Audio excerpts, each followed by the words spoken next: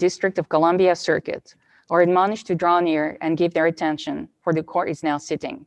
God save the United States and this honorable court. Case number 20-1032 et al. Alaska Communication Systems Holdings, Inc. Petitioner versus National Labor Relations Board. Mr. Adlong for the petitioner, Mr. Francisco Fitzmaurice for the respondent. Good morning, counsel. Mr. Adlong, please proceed when you're ready. Good morning. May it please the court. I'm Daniel Adlong, counsel for appellant Alaska Communication Systems Holdings, Inc. We request that the court deny enforcement of the board order for the following three reasons. First, the NLRB failed to follow specific NLRB representation rules, which deprived the company of notice and an opportunity to be heard. Second, the failure to give the company notice and an opportunity to be heard caused the NLRB to inappropriately add 2 Alaska-based employees to the petition for unit, which violated the NLRB rules and caused the NLRB to conflate the appropriate unit analysis with the Armored Globe analysis. Third, in its community of interest analysis, the board pigeonholes facts into a specific conclusion it sought, but it lacked substantial evidence to justify that conclusion and departed from precedent without providing a reasoned justification. For these three reasons, we believe that this court should deny enforcement of the board order. First, the board failed to follow the NLRB representation rules, which deprived the company of notice and an opportunity to be heard. The union filed a petition seeking to add the Oregon-based cable systems employees to the Alaska unit. In response, the company filed a position statement. At that point, 102.64A requires that there is a hearing to determine if a question of representation exists and if a proper petition has been filed concerning an appropriate unit.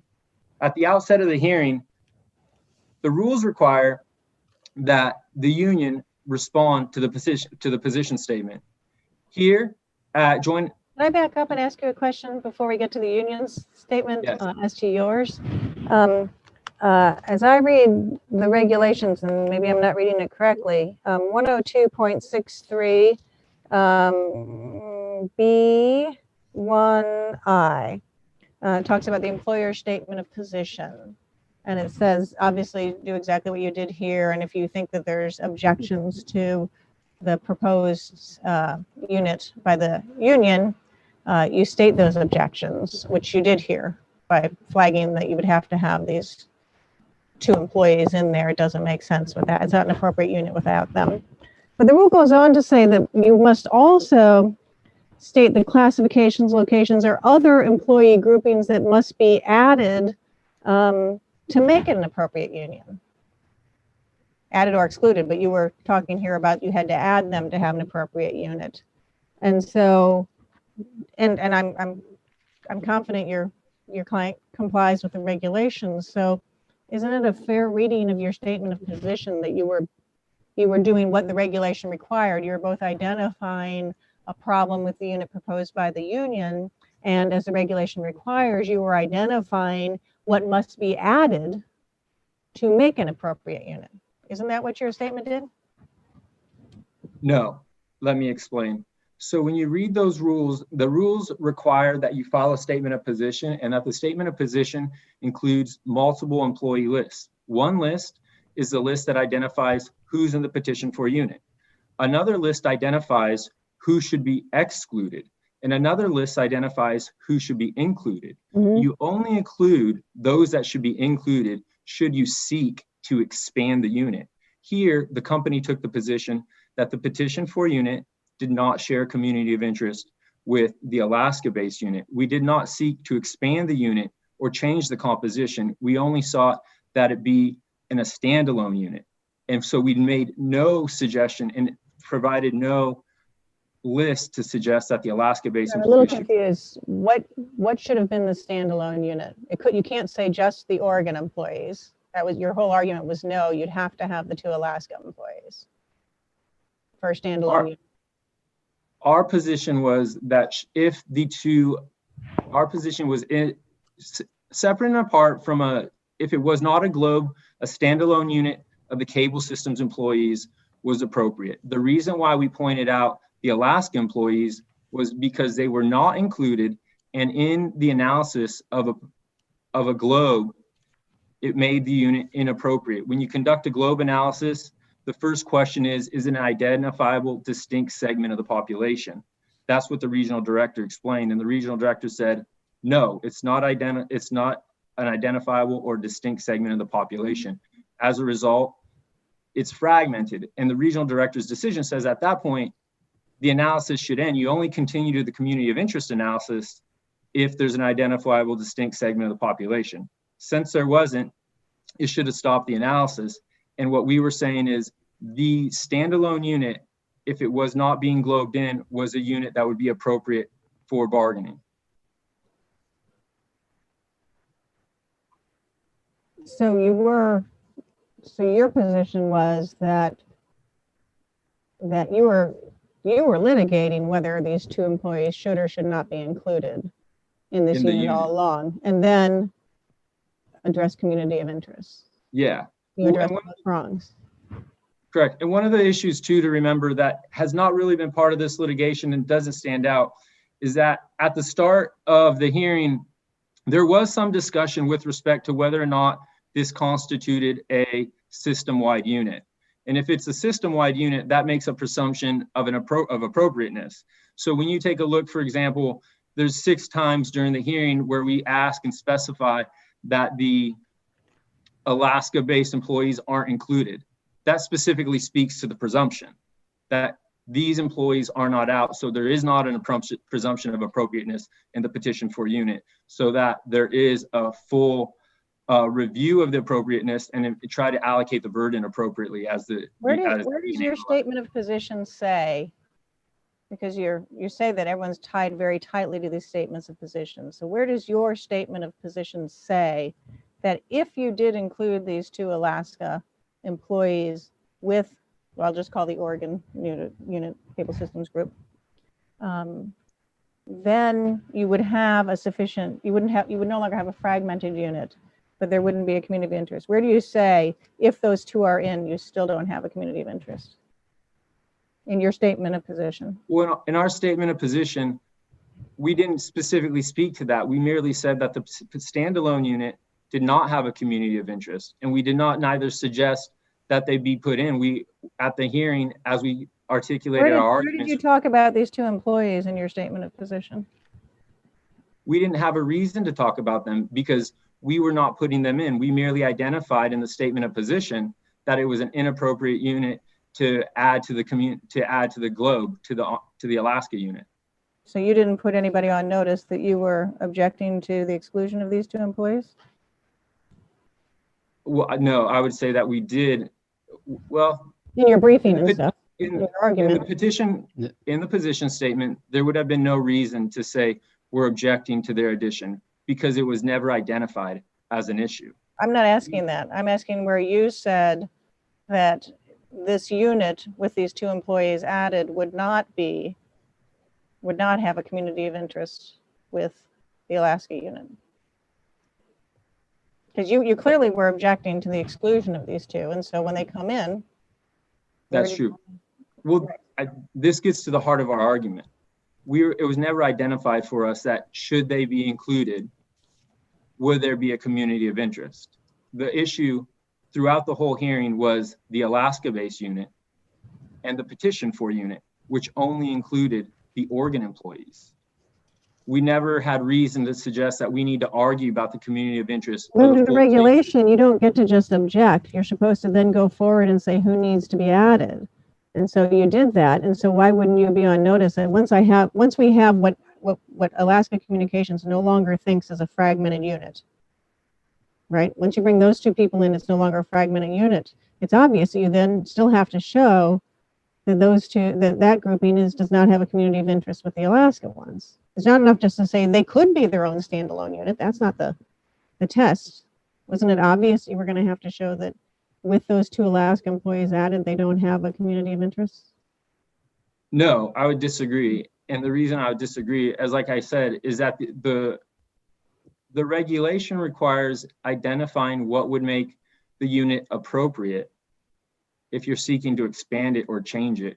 Here, our objection was to the globe, adding them to the Alaska unit. It was not necessarily that that unit by itself was inappropriate. It was that adding them to the globe was inappropriate, that they shouldn't be part of the Alaska group because they lacked a community of interest. And then when you talk about the Alaska-based employees, that speaks to the geographic proximity, and that speaks to interchange and other issues that speak to the community of interest when you're doing the community of interest analysis for the separate cable systems Oregon-based unit. Okay. Can I just ask, so I understand the history here? So the unit, with respect to the Alaska employees, isn't defined as such at the time that the proceeding starts. So your position is, at that point, we had no reason to object because we didn't know they were going to be considered to be part of it. Then during the hearing, you make several statements during the hearing that address the fact that the Alaska employees are part of the Hillsborough group, right? That's Correct. The 6 statements you're talking about. So at that Correct. point, the company's at least put into issue whether it makes sense to have a unit that doesn't encompass the Alaska employees. I would disagree. I would look at it like this. We are given a true-false test. True or false, there's a community of interest between the Alaska-based employees and the Oregon-based employees. Explain your analysis. We said false. We explained the reason why.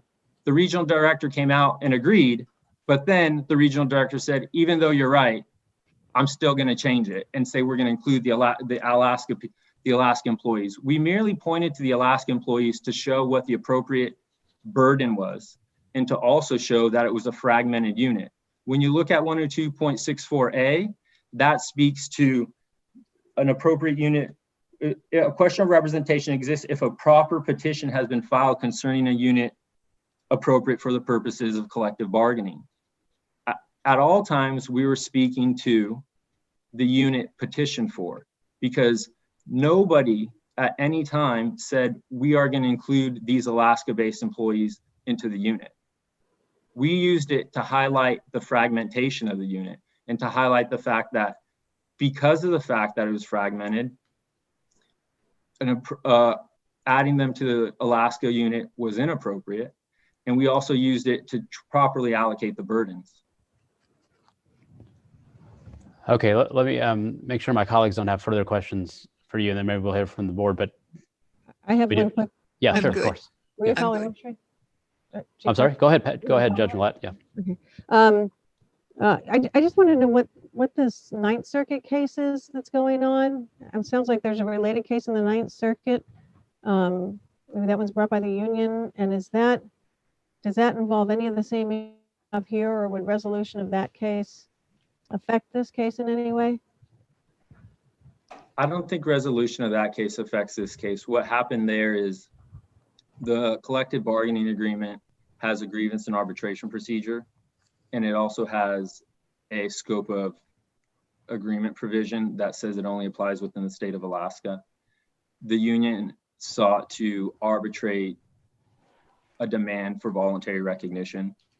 We denied that. They moved to compel arbitration.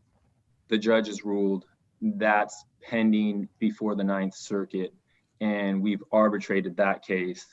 And that arbitration and the resolution of that speaks to whether or not the collective bargaining agreement requires that we add all the employees in Oregon into the Alaska-based unit. So I guess in that respect, it does. Should we lose the arbitration and should we lose at the Ninth Circuit, then at that point, this proceeding would become, I guess, moot, because at that point we would have an arbitrator saying you need to add these employees in with all the terms and conditions, and you would have the Ninth Circuit saying, no, you are supposed to arbitrate that issue. I'm sorry, you're in arbitration right now? We're filing briefing right now. And that decision could resolve as a matter of arbitration whether you are required to recognize and include within the collective bargaining agreement provisions this very same grouping? Yes. The issue is slightly different with respect to when you have an armor globe analysis, you add employees into a unit. But when those employees go in, you still bargain the terms and conditions of employment for the employees. Whereas what the union seeks to do through that arbitration is compel the company to put the employees into the unit and give them the exact same terms and conditions of employment that the collective bargaining agreement applies. Right, but it which sounds is like not- it sounds like that includes, there's the issue of what terms and conditions apply, but there's also a predicate question of whether an arbitrator would rule that you have to include all of these employees with the Alaska employees into a single unit, which Correct. is the same question we have here. Correct. It's a slightly distinct question, but Well, at is the end of there the a day, do they preference all for- go in? Is it? How, I don't get it. How would, if they all go in, then your arguments here go nowhere. That is correct. Okay, so that's not slightly different. That's the same question. Is there a preference for whether arbitrators should decide that question before this court? Who should, what's the order of decision-making preference? Our order of decision-making preference would be that, I'm not asking what your This preference is. I'm court. asking what the law requires. Sorry. no. Well, I think this is why I view let me explain my reasoning for why I view it slightly different. Is that because under the Armored Globe analysis, we still have bargaining rights with respect to these employees. And although they go into the unit, the ultimate effects of that are very different than if the employees are forced in through arbitration. With that being said, the ultimate effect, if they are put in through arbitration, that would make this proceeding moot. And as a result, as best as I would understand it, is arbitration would be the first part of the analysis. Does the collective bargaining agreement require them to go in? With that being said, If we were to, please finish. Please finish. I'm sorry. I was going to say, with that being said, during the hearing, this issue was raised, and the board took the Sorry, position just to be clear, during which hearing? during the hearing at issue in our Regional director proceeding. hearing?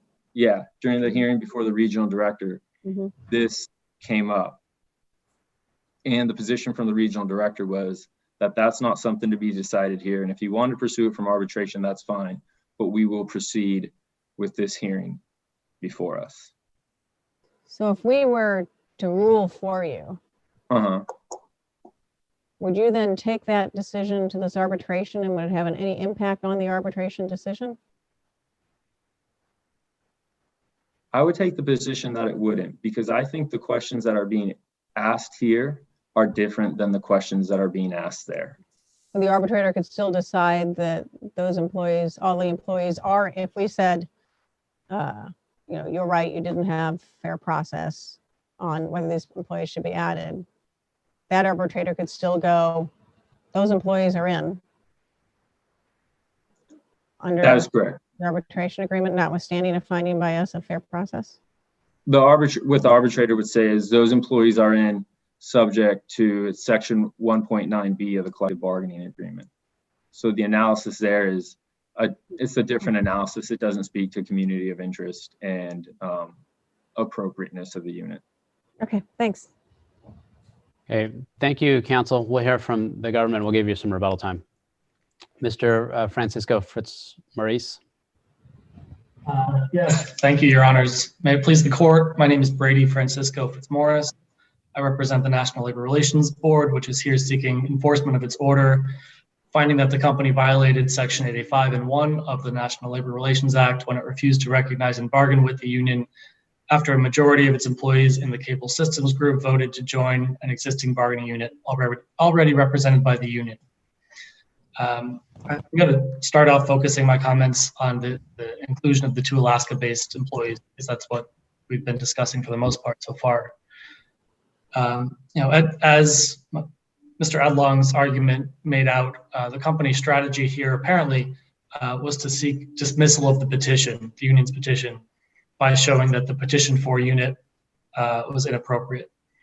That strategy reflects a basic misunderstanding of the board's longstanding process in what is a non-adversarial fact-finding representation hearing.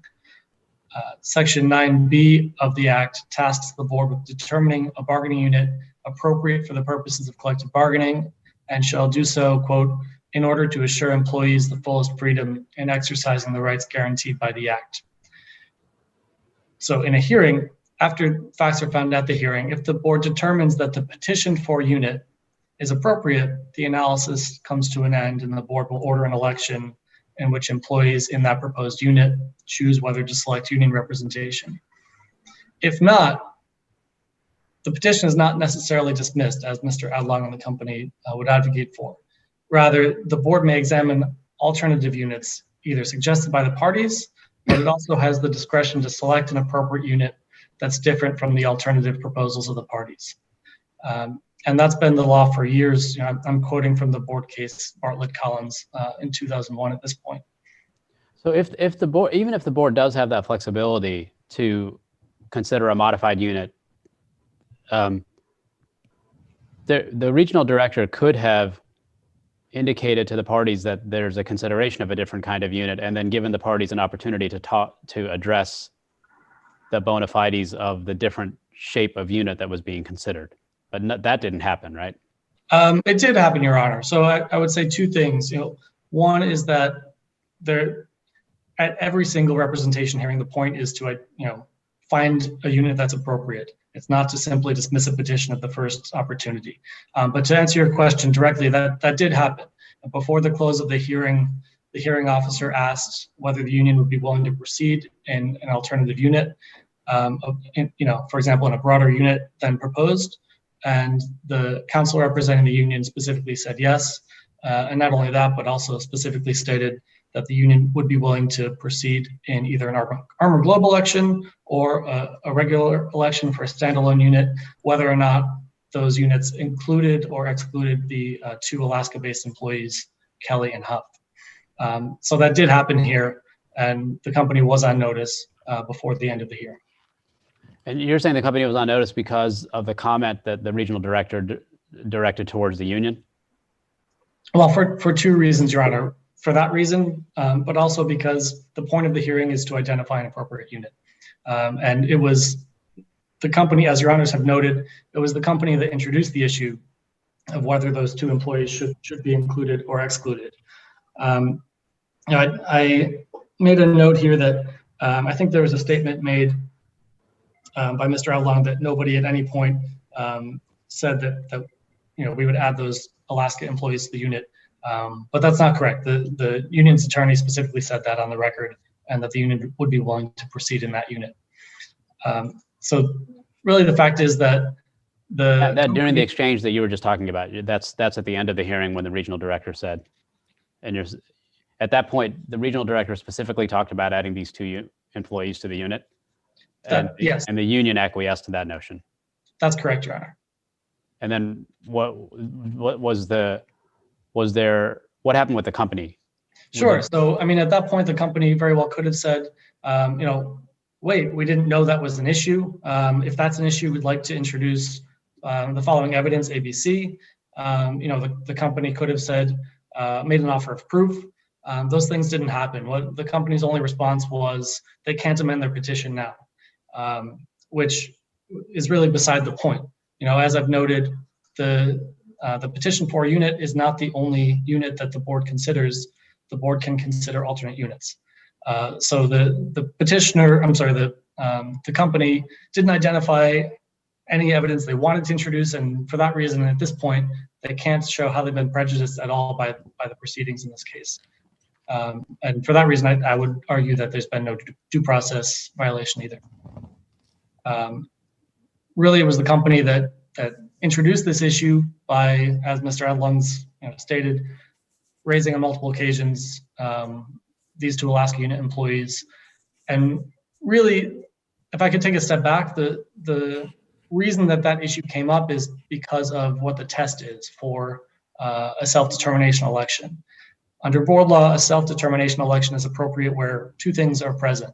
One, where the additional petition for sought-after employees constitute an identifiable distinct segment of the unrepresented employees such that they constitute an appropriate voting group. And two, that those additional employees share a community of interest with employees in the existing unit. It's worth pausing just to soak that in because there's an existing tension there, right? Whenever there's evidence that the sought-after employees are identifiable and distinct, that evidence is going to tend to, undermine or not undermine, but run counter to the evidence that shows that these two groups share a community of interest. So the fact that there is this tension or these bits of evidence that run counter to one another really doesn't undermine the community of interest analysis that's present in every case where a self-determination election is appropriate. And that's what we saw here. So just to touch upon the community of interest analysis, unless there are further questions on the Alaska-based employees. I do have one question. Under 9B, you do have the latitude to pick the appropriate unit. Would you say that this is an employer unit, a craft unit, a plant unit, or a subdivision of one of those? I would say it's a subdivision. It's certainly not a wall-to-wall unit. It's certainly not a craft unit. So it would be the unit here is coextensive with the employer's subdivision of its operation called the Cable Systems Group. So it'd be a subdivision of the employer unit. Yes. Okay, thank you. Sure. And so yes, what the board did here was it followed its longstanding community of interest analysis. Let me ask you in that regard. So given that Holmes and Pavlenko are statutory supervisors, then how do you reconcile that with the finding there was sort of a common supervision here? Because the day-to-day supervision was different between the two groups, with Holmes and Pavlenko for the Oregon folks and someone else for the Alaska group. Sure, yeah. So day-to-day, what matters? That's correct, Your Honor. One of the issues that was litigated at the hearing was the eligibility of Holmes and Pavlenko as employees under the Act. And the board concluded that no, they're not employees, they're supervisors under Section 211, and therefore not eligible for inclusion in the unit. So that there is that analysis that is not at issue here.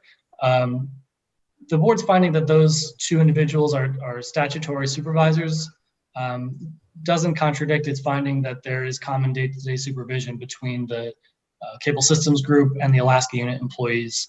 What happened here is that there is a group of employees at the Hillsborough facility that are headed up by Holmes, and a group of employees that are mainly in the field or at landing stations on the coast that are headed up by Pavlenko. But those two groups actually share supervision with their counterpart groups in Alaska at the Anchorage facility, and also field technicians in Alaska who share supervision with two men named Brewer and Took. With regard to Pavlenko in particular, the evidence was quite strong that while he does have sufficient indicia of supervisory responsibilities to fall under Section 211, he's really not providing day-to-day supervision. He testified that he has contact with employees in his group only 1 to 2 times per week or less. Really, it's only on an as-needed basis. He has no role in evaluating employees, disciplining employees, making schedules. Really, it was just what he does pertaining to approving leave requests that qualified him as a 211 supervisor. I would also note that Bill Kozitz had been the previous manager at the Hillsborough facility, above Holmes and all of the employees at the Hillsborough facility. He left the company in 2017 and was not replaced. His office remained vacant and fully equipped so that managers visiting from Alaska could use his office. Managers, including Brewer and Took, the two I mentioned, rotated through his office on a daily basis. And in the company's brief, they note that since the closing of the record, Brewer has actually moved to Oregon and continues working out of that facility, which just underscores the point that whether Brewer was located in Alaska or in Oregon, he was the one providing supervision to that group. And do you have a comment on this arbitration that's ongoing, I guess, between the union and the employer, and to whether it's a proper ordering of decisions, since they seem to involve the same question, coming from different angles, but the same question as to whether this unit is recognized by the regional director here and the board, has to be, is properly included as part of the Alaska group. Sure, and I'll preface it by saying that I'm not as familiar with the proceedings as Mr. Adlong, and maybe not as prepared to answer the question as I wish I might be. However, what I would say is that, you know, this is litigation that's been going on for a few years now. These employees voted in 2018 to be represented by the union, and the board, you know, took it, went through the process to find facts and find that it was appropriate for them to be included in the unit, and they voted that yes, they do want to be included.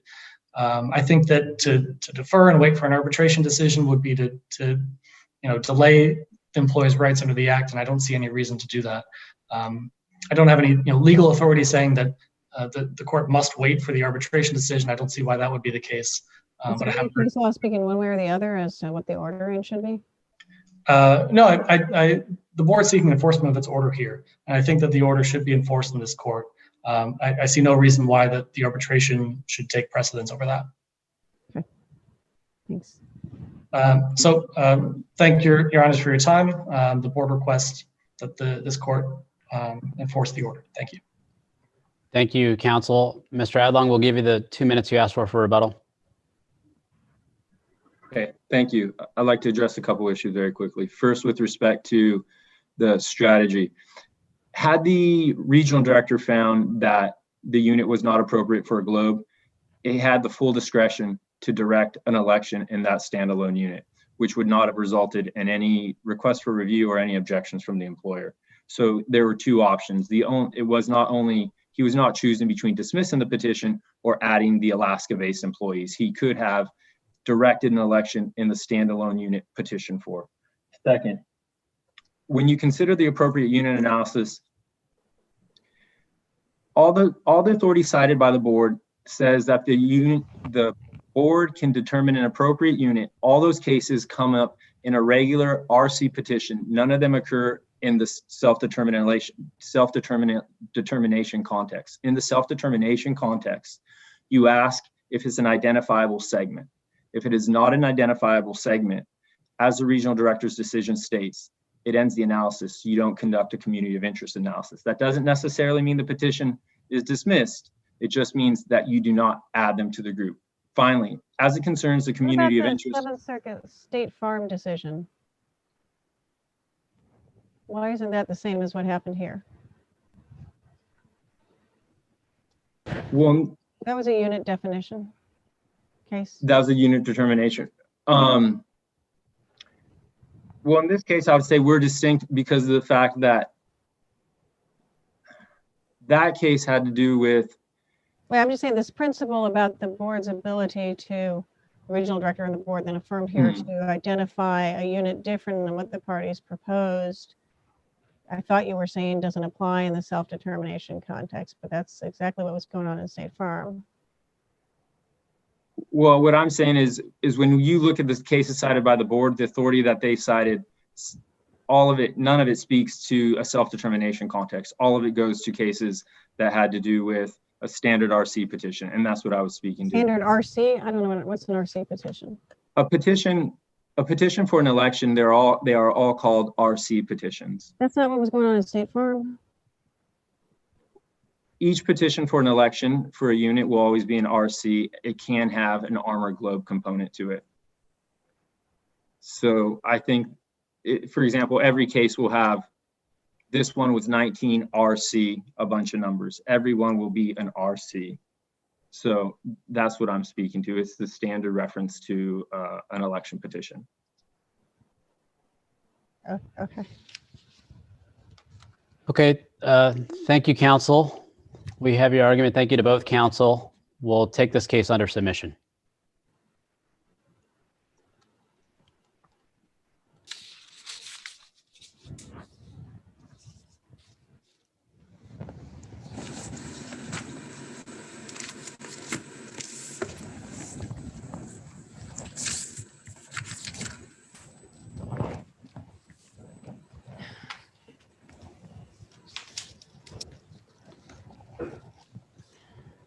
Case number 20-7003, Michael D. Hurd Jr., appellant, versus District of Columbia Government. Mr. Rowe for the appellant, Ms. Van Zyl for the appellee. Mr. Rowe, please proceed when you're ready. Thank you, Your Honor. May it please the court. My name is Eric Rowe. I represent Michael D. Hurd Jr., the appellant in this case. This case boils down to really a single issue, whether the District of Columbia's liability under 42 USC section 1983 requires a showing of subjective malfeasance or fault beyond the constitutional violation that was shown to exist. Section 1983, for this reason, the decision below must be reversed. Section 1983 is plain in its terms. It applies to every person who subjects or causes to be subjected any citizen of the United States to the deprivation of rights, privileges, or immunities secured by the Constitution. Those are the two elements of Section 1983, a person and causing a deprivation of rights. The District of Columbia is a person, and the District of Columbia is liable to Mr. Hurd if it caused Mr. Hurd to be deprived of his constitutional rights. Under that statute, causation is all that is required. There is no subjective requirement of malfeasance or fault. And this, in fact, was the ruling of the court in the Millett case, the seminal case that determined that municipalities could be held liable under Section 1983. The court concluded that the language stating that when the municipality causes a person to be subjected to a deprivation of rights, the court concluded that that, quote, plainly imposes liability on a government that under color of some official policy causes an employee to violate another's constitutional rights. In this case, the District of Columbia caused its employee, Mr. Siebert, to refuse to release Mr. Hurd on October 2nd, 2011. And the District of Columbia caused Mr. Hurd to be kept in jail for an additional 2 years.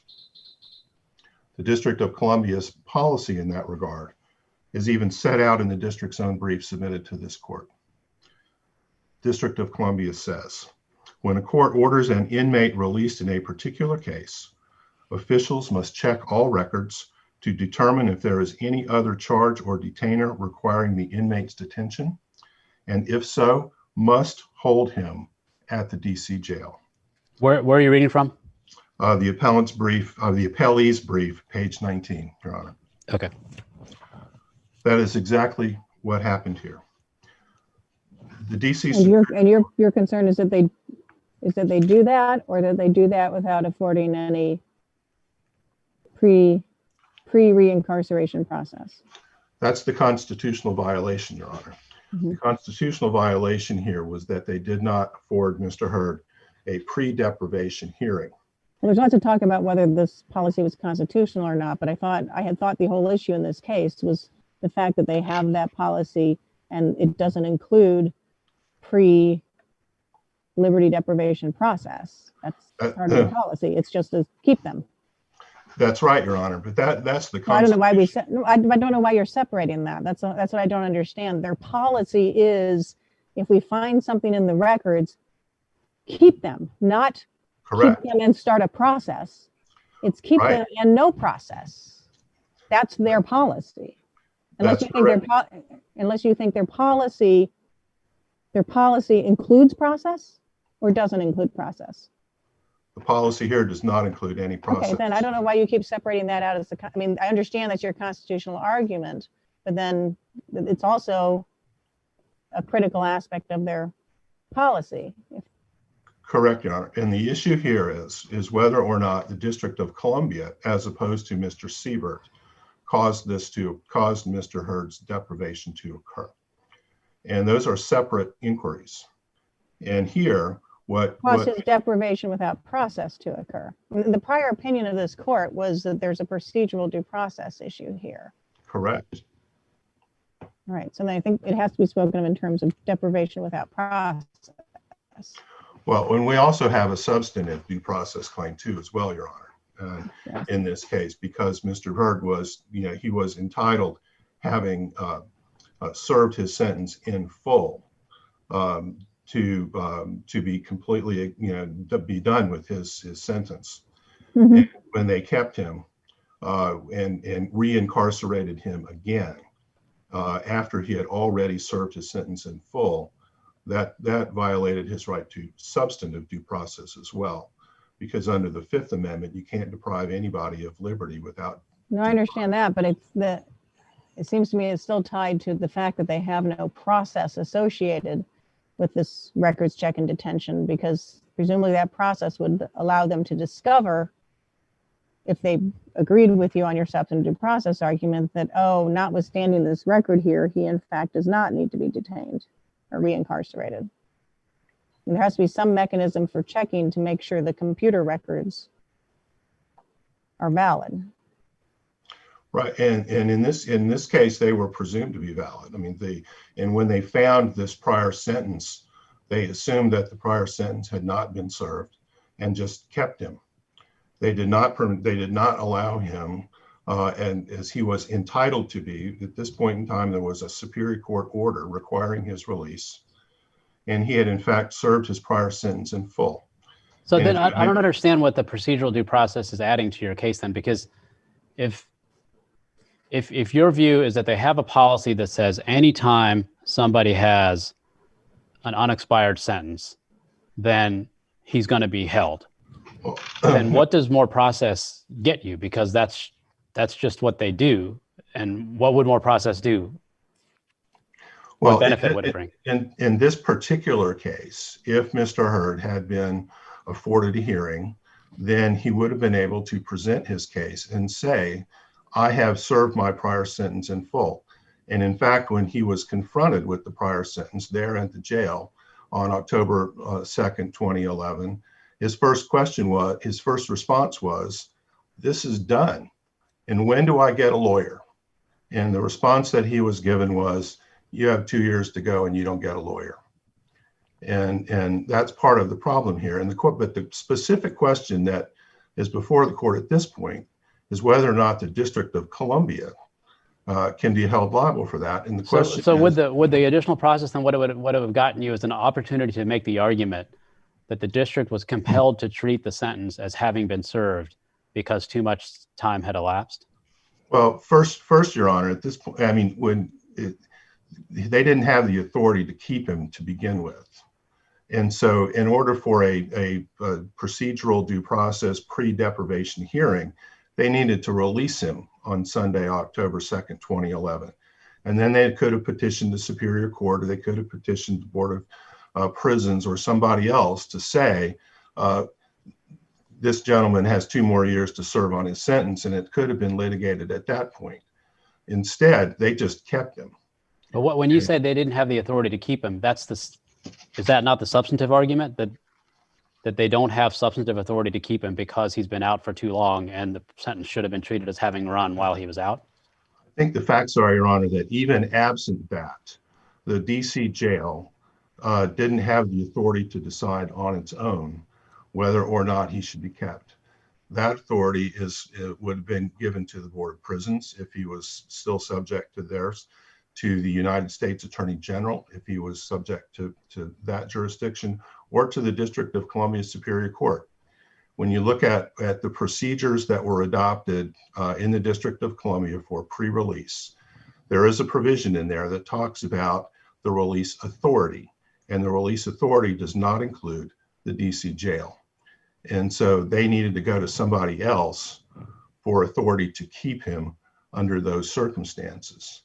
And so ultimately the question though is, why did they keep him? And the answer is that the instructions that the District of Columbia had given to Mr. Siebert told him not to let him go.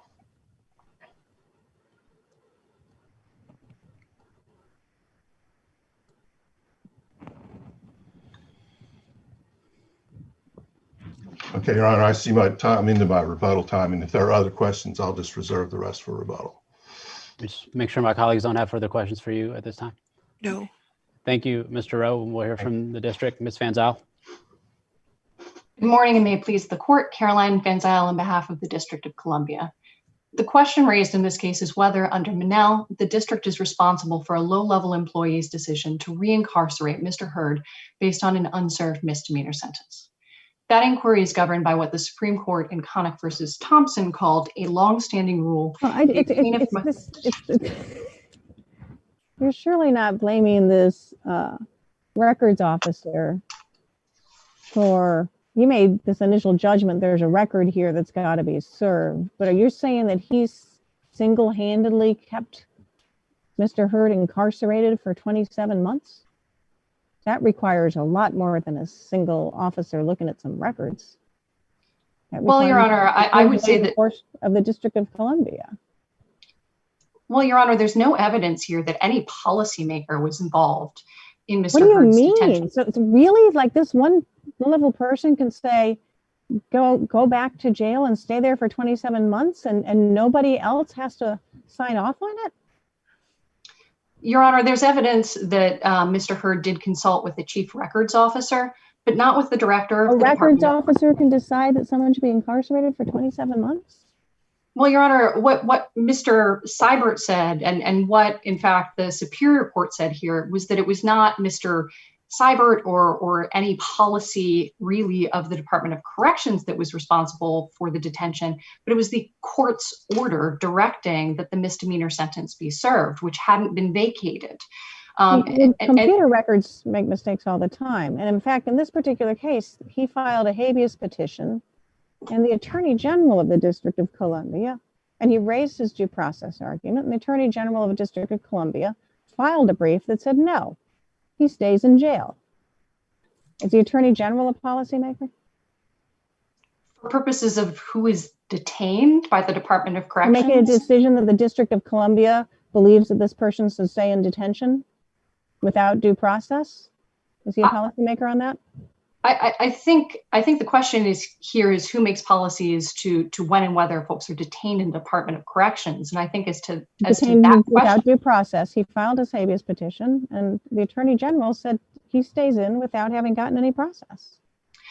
Well, Your Honor, respectfully, I would push back on that. I mean, by the time we're in the habeas process, he is getting process. He is having the opportunity to be heard, not even just through some informal administrative mechanism, but by a court, by the court that sentenced him. Our prior decisions say that after the fact, self-initiated process by the incarcerated person is sufficient. I mean, no one would say for a criminal conviction, if they just put you in jail and let you file a habeas petition, that was sufficient process for having put you in jail without having had pre-deprivation process. So I don't see why that's relevant here. Surely that's not the district's position. Well, Your Honor, so at this point, we're talking about the substantive constitutional question, and no, I'm also talking about the procedural due process question. Okay, well, I think what we're talking about here on this appeal is Monell liability. That's what the district court based its determination on, and I would know. Your position is that the single record officer, Mr. Seibert, can type some stuff into a computer, look at it, and say, go to jail for 27 months without any process, any check to see if the computer's accurate, if it's been updated, if the records are accurate, if this person is the same person. You said that he single-handedly incarcerates him, and I just find that I think it takes the district to detain someone for 27 months in a prison cell, and it's confirmed here by the fact that the Attorney General weighed in and said, no process for you, stay in jail.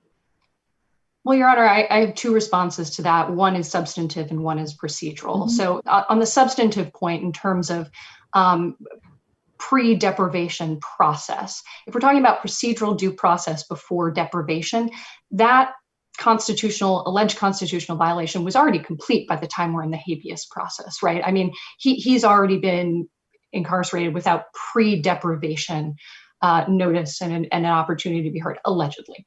And in terms of the substantive due process as well, by the time the Superior Court says on the record after considering briefing you need to stay in prison, at that point, it's not the district that's causing his incarceration. There's a superseding cause, which is an additional court order. On the substantive... How much time elapsed between the filing of the district's brief and the habeas petition and the Superior Court's ruling? I don't believe that it was a long period of time, Your Honor. But in any event, the procedural point here is that Mr. Hurd has never argued that a policymaker made the decision to keep him in prison. There's no evidence in the record of that. He has never argued in the three briefs. He said there's this record thing here, and he just got thrown in jail because of the records without anyone checking to find out what was really going on. And it is the district's policy to have this record check made.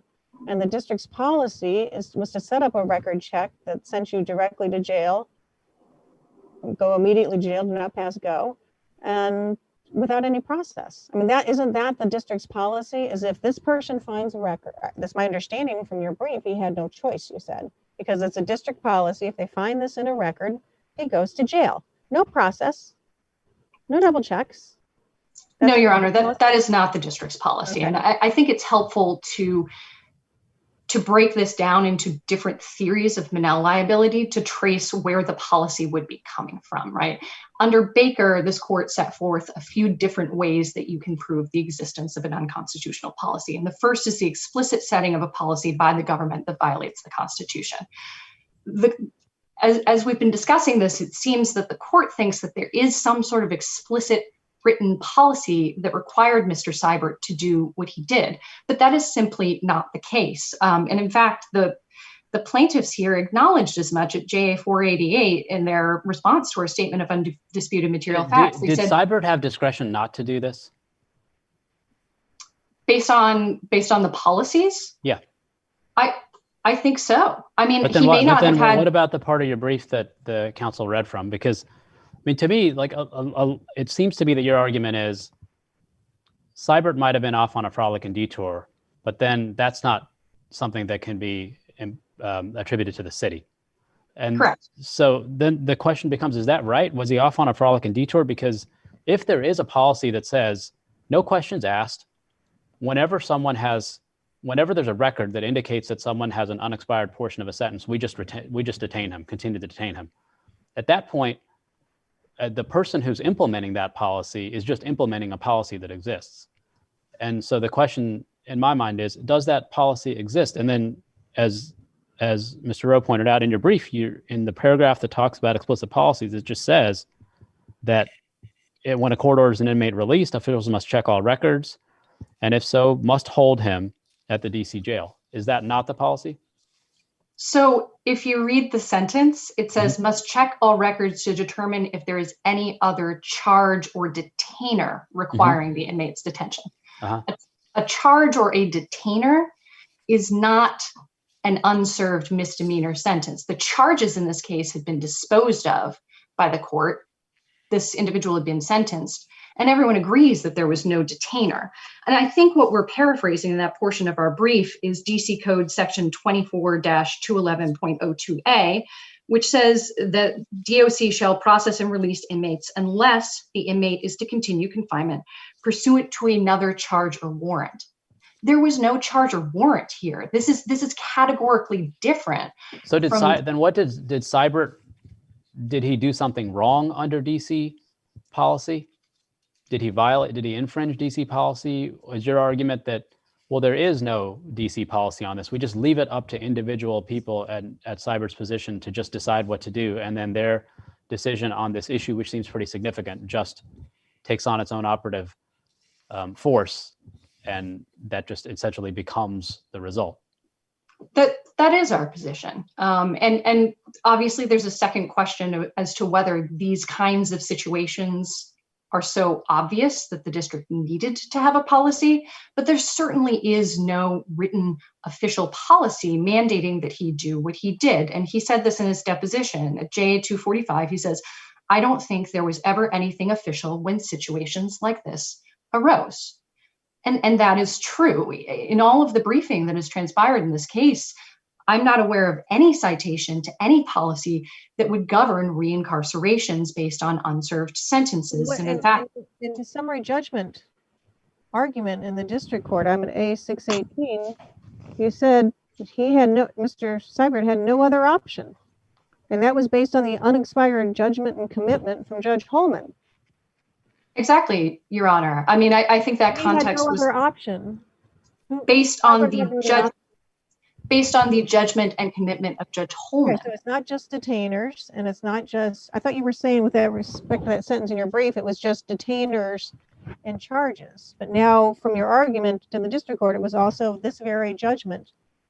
Mr. Seibert had no choice under district policy but to hold him in the DC jail. Not under district policy, Your Honor, under the court's order.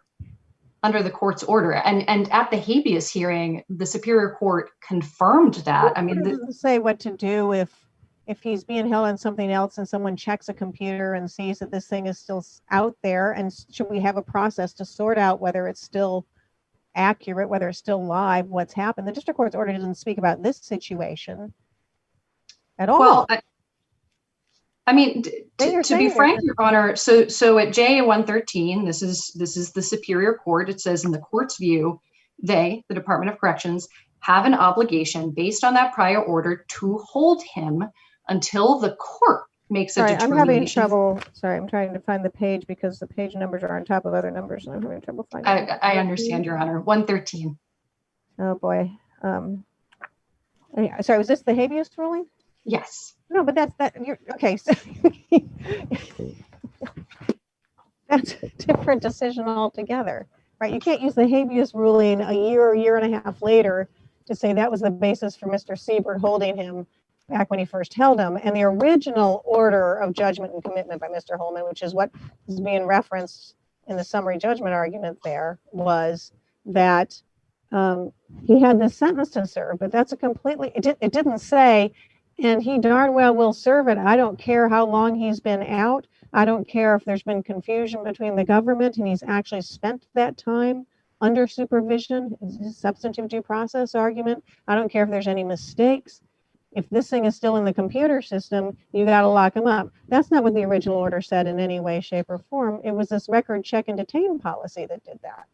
Well, but Your Honor, what policy? I mean, so there is a policy, to be sure, that records are checked. The policy that you said Mr. Seibert had no option for at summary judgment. So again, what trial counsel I think was referring to, and again, trial counsel's comments aren't evidence, but I think if you read it in context, he's saying there was a court order. He's not saying that there was a policy that required X, Y, or Z. Which court order are we talking about? Just to refresh my memory. The original, the 2006 judgment, which sentenced him to serve. So on page 19 of your brief, when you said if there's a charge or detainer, yeah, that's policy. Are you telling me that if you would not say if there's charge, detainer, or outstanding court judgment? No, there's simply no about that.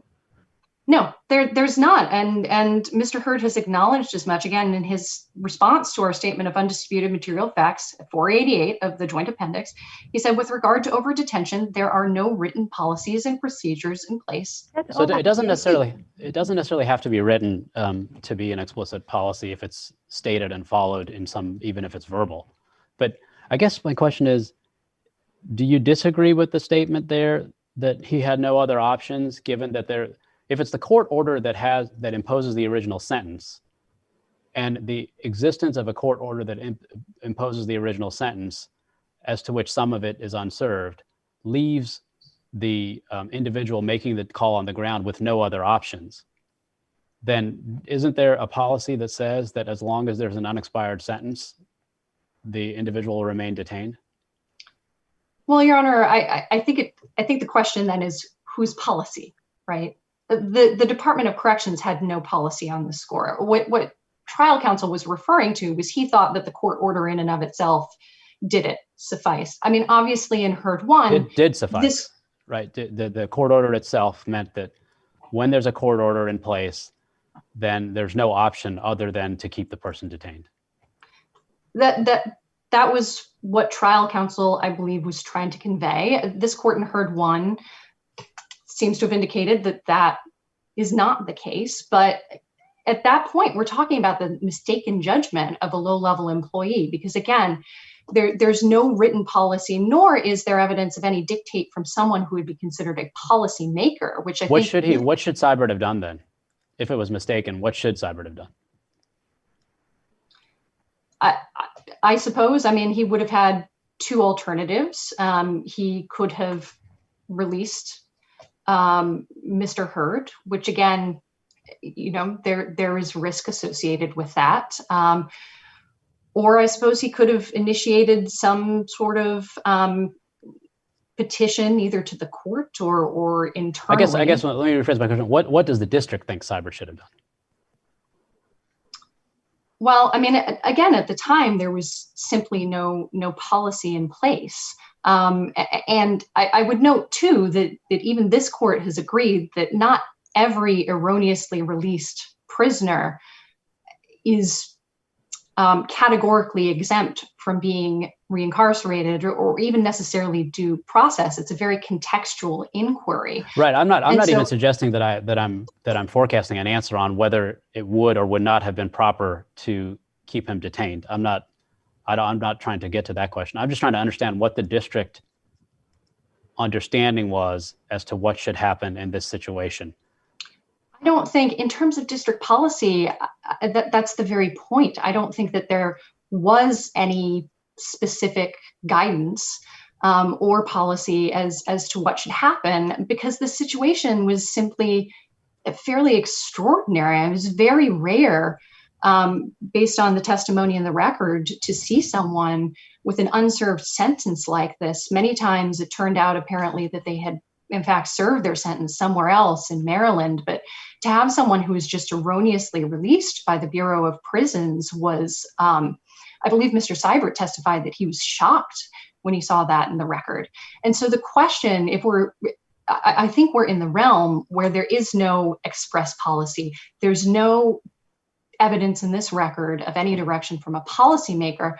And so then you're either in the third or fourth prong of the test set forth in Baker, where you're talking about, is there a custom or was there deliberate indifference? And I would submit that there is not sufficient evidence in this record to demonstrate a custom of reincarcerating persons who have not served prior sentences because they were erroneously released. I mean, what's set forth by Mr. Hurd is, you know, a reference to prior class actions and Bynum and Barnes, which really bear no relationship to what happened in this case. Those are, as the district court put it, garden variety over detentions where there's no reason to believe it was lawful to detain those folks. The Attorney General ratified Mr. Seibert's decision.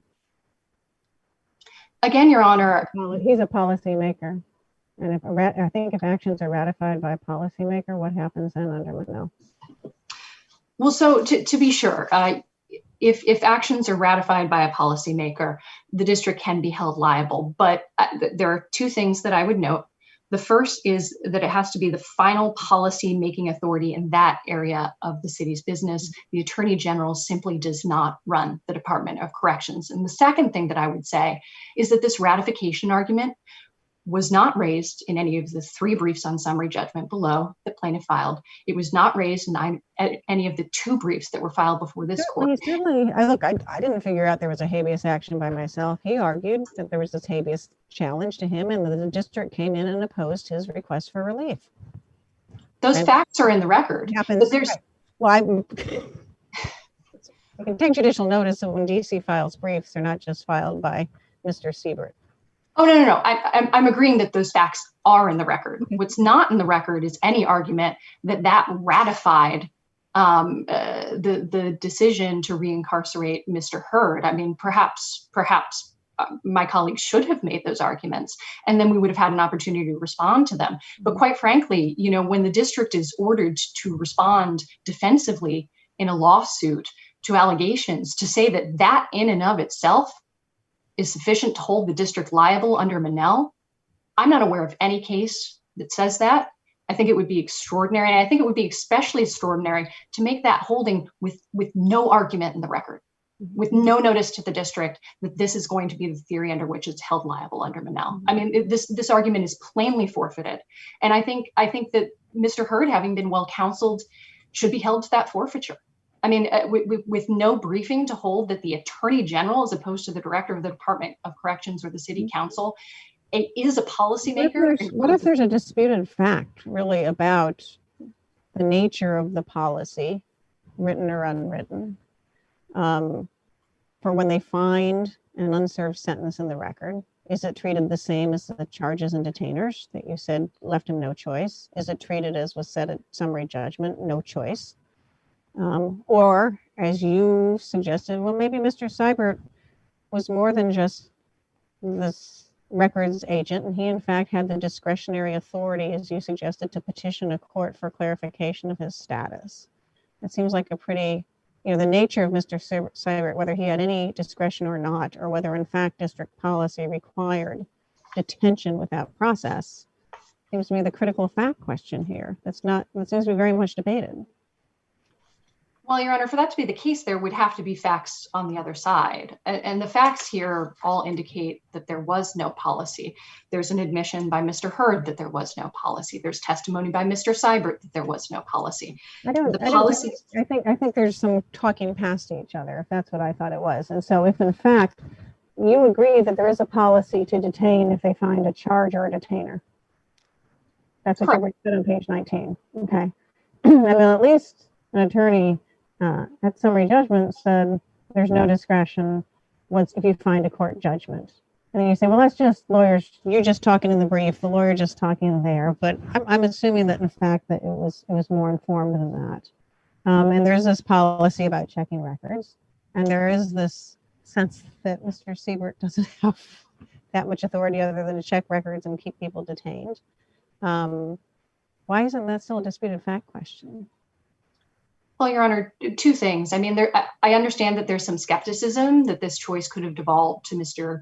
Seibert, but that's sort of the essence of the respondeat superior inquiry. I mean, when you have a rogue employee who just... No, it's not a rogue. It's only a rogue employee. Is there something in his job description that would let him know he could file petitions with the court to clarify whether someone... I'm not, Your Honor, I was asked what process should he have gone through in a hypothetical. To be frank, I don't know exactly what the process should be. Because the question was whether he had any discretion, and you were suggesting he did, and if it turns out he doesn't, that is... No, Your Honor, if that's the case, I misunderstood the question that I was responding to. I believed that I was asked, what should he have done in a hypothetical world where, he had discretion.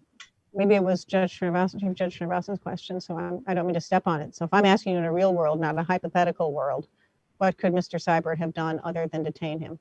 Real world. What authority did he have to do other than keep him in jail? Well, I mean, I think under the policies, the policies leave it open. I mean, I suppose he could have been... There's a policy that says detain if it's a charge or detainer, but it's up to you if it's a court order, unserved court sentence.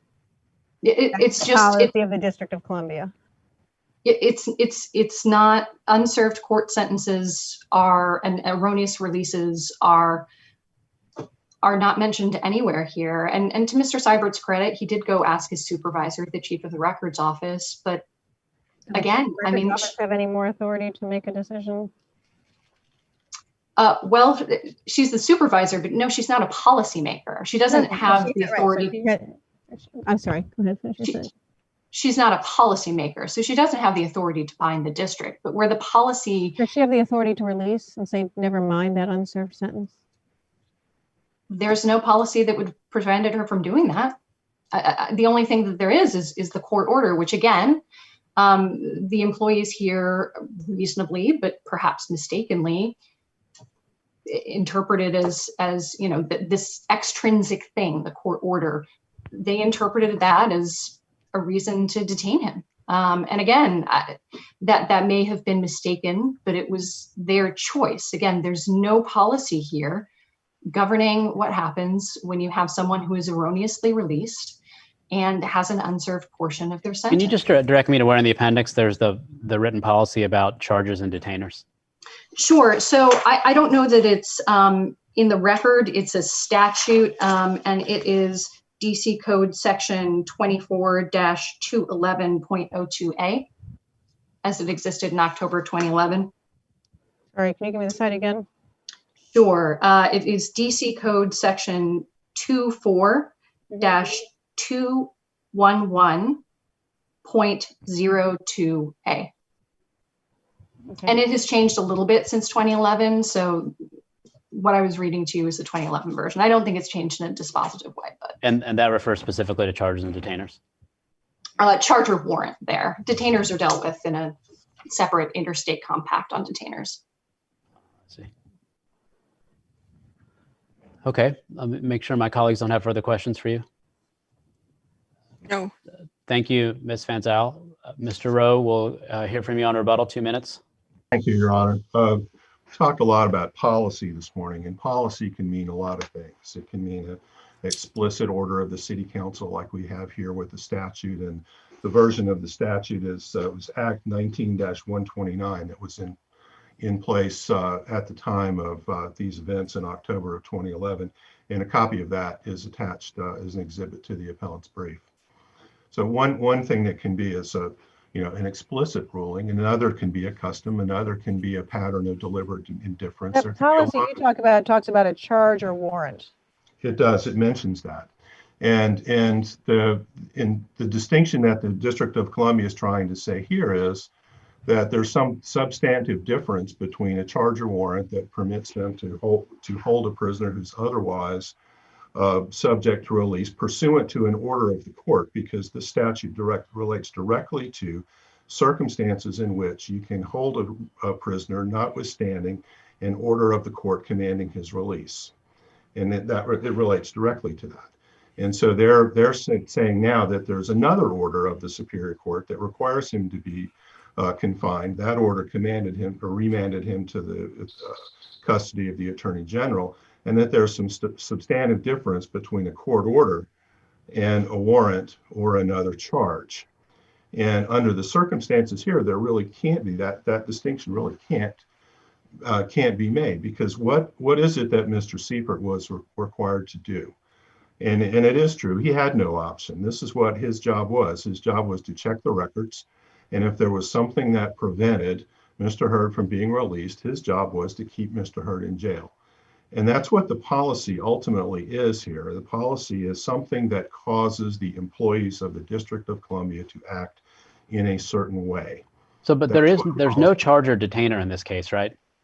No, I mean, right. So if let's just suppose a world in which there was a policy, a express, even written policy, and the express written policy only refers to charges or detainers, then you may have an argument that there's still no discretion as to an unexpired sentence by dint of a court order that was on the books as of 2006. But the particular policy that I'm hypothesizing that refers specifically to charges or detainers wouldn't cover that situation. You need something else that covers an old court order that imposed a sentence as to which some portion of the sentence has not yet been served.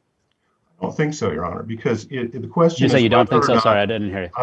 the question is whether or not the policy that's there has caused the employee to act. And that's what has happened here. The policy. So I think I understand your argument about causation, but can we just not talk about causation for a second and just, Okay. I just want to know, was there a policy that meant that Seibert had no discretion because there was a 2006 sentence by virtue of court order? And I'm hypothesizing a world in which there is a policy that tells someone in Seibert's position, you don't have any authority if there's a charge or a detainer. But it just doesn't say anything about a sentence that was imposed in 2006 as to which some of it has not yet been served. And so then I'm asking you, well, then what fills that gap? Assuming that there were sufficient differences between those circumstances, and if you assume that Mr. Seibert had discretion to make those decisions, then it's up to Mr. Seibert to make that decision. But here he didn't have any such discretion. Yeah, his obligation was if there's something else out there that requires you to keep him, you got to keep him. And where are you getting that from? And That's what the city council said, and that's what Judge Holloman said. Where did the city ultimately. council say that? Sorry.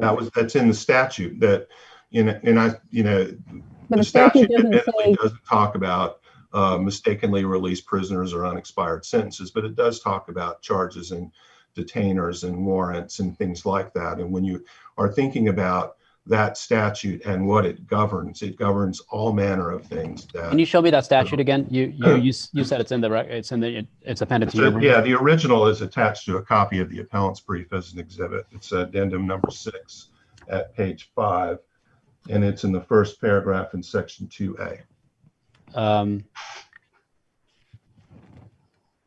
It's addendum 5 to your brief? Yes, sir.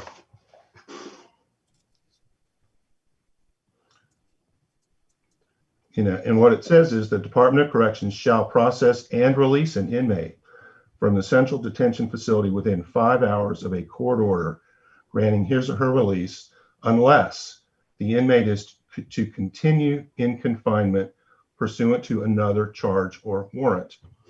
And I think it's probably also true that if you're serving a sentence on another charge, that's another charge. And that's what we have here. I would have thought another charge would be a pending charge. Is that not right? Well, it could be. I mean, it doesn't say pending charge here. And it's no longer a charge once you're convicted of it. That's true. And at this point in time, the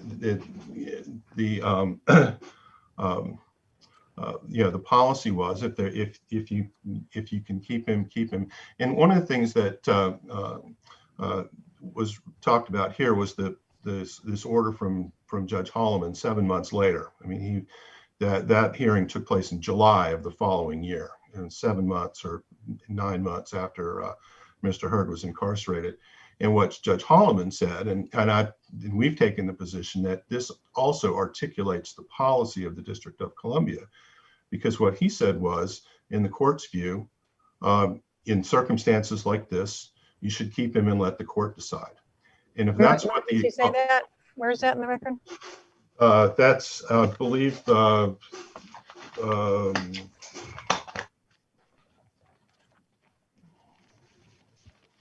he said that's okay,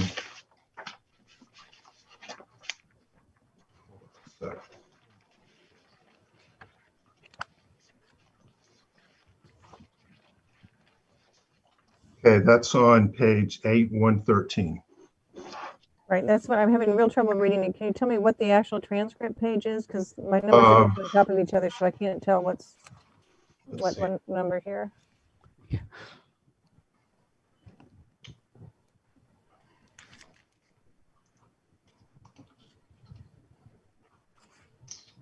Hold on a sec.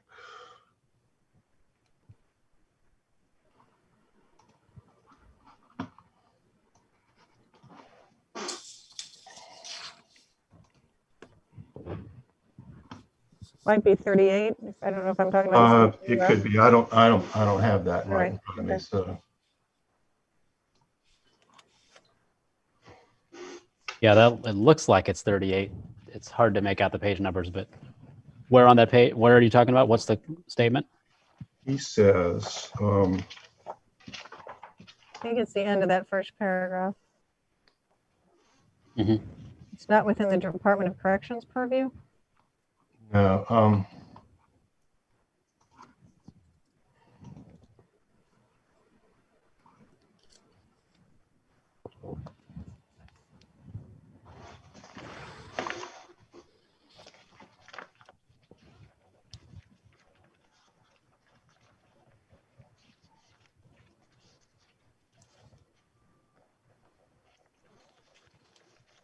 Says, and this is, I think it's a hearing transcript on page 38. Yeah. And he says, in the court's view, they have an obligation based on that prior order to hold him until the court makes a determination as to what should occur. It's not within the Department of Corrections purview. how does that help you? That says it's not Well, Department. I mean, if that's an articulation of what the policy is in the District of Columbia, and this is a Superior Court judge in the District of Columbia, then it's just one more example of what the policy Then is. it sounds like the Superior Court's the policymaker. And that quote sounds like the Superior Court says, you don't have any choice, DOC. It's up to, there's a court order, you gotta. Right, and if Mr. Siebert didn't have any option to do anything other than what he did, then it's the District of Columbia that caused him to act. And that's the issue under Monell, is whether or not because the question is something that the District of Columbia did as an entity require its employee to act in a certain way? If the answer to that is yes, then the District of Columbia is liable. If the answer to that is no, then the District of Columbia is not liable. Mm-hmm. And here, it was the official policy of the District of Columbia that prisoners were to be held and that the DC prisoners, were to serve their misdemeanor time in the DC jail. And so, with those being the DC policies, Mr. Siebert didn't have an option. He just did what he was supposed to do. He did what his employer told him to do. And under those circumstances, it's not respondeat that superior, respondeat Okay. superior that applies. I think we have that part of your argument. Let me just make sure that my colleagues don't have additional questions for you at this time. Okay, thank you, counsel. Thank you to both counsel. We'll take this case under submission. Thank you.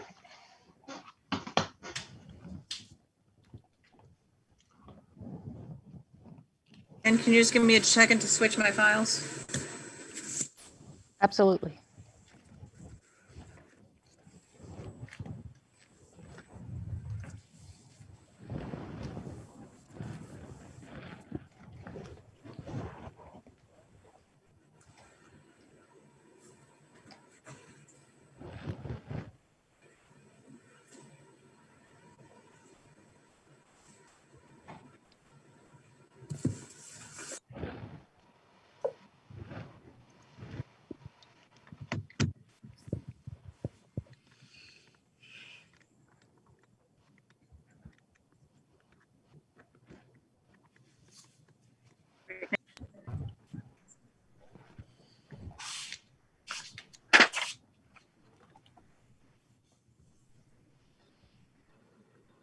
I think we're ready. Case number 19-5328, Ahmad Muafaq Zaidan, Bilal Abdul Karim, appellant, versus Donald J. Trump, President of the United States, et al. Ms. Pluhatsky for the appellant, Mr. Hinchelwood for the appellee.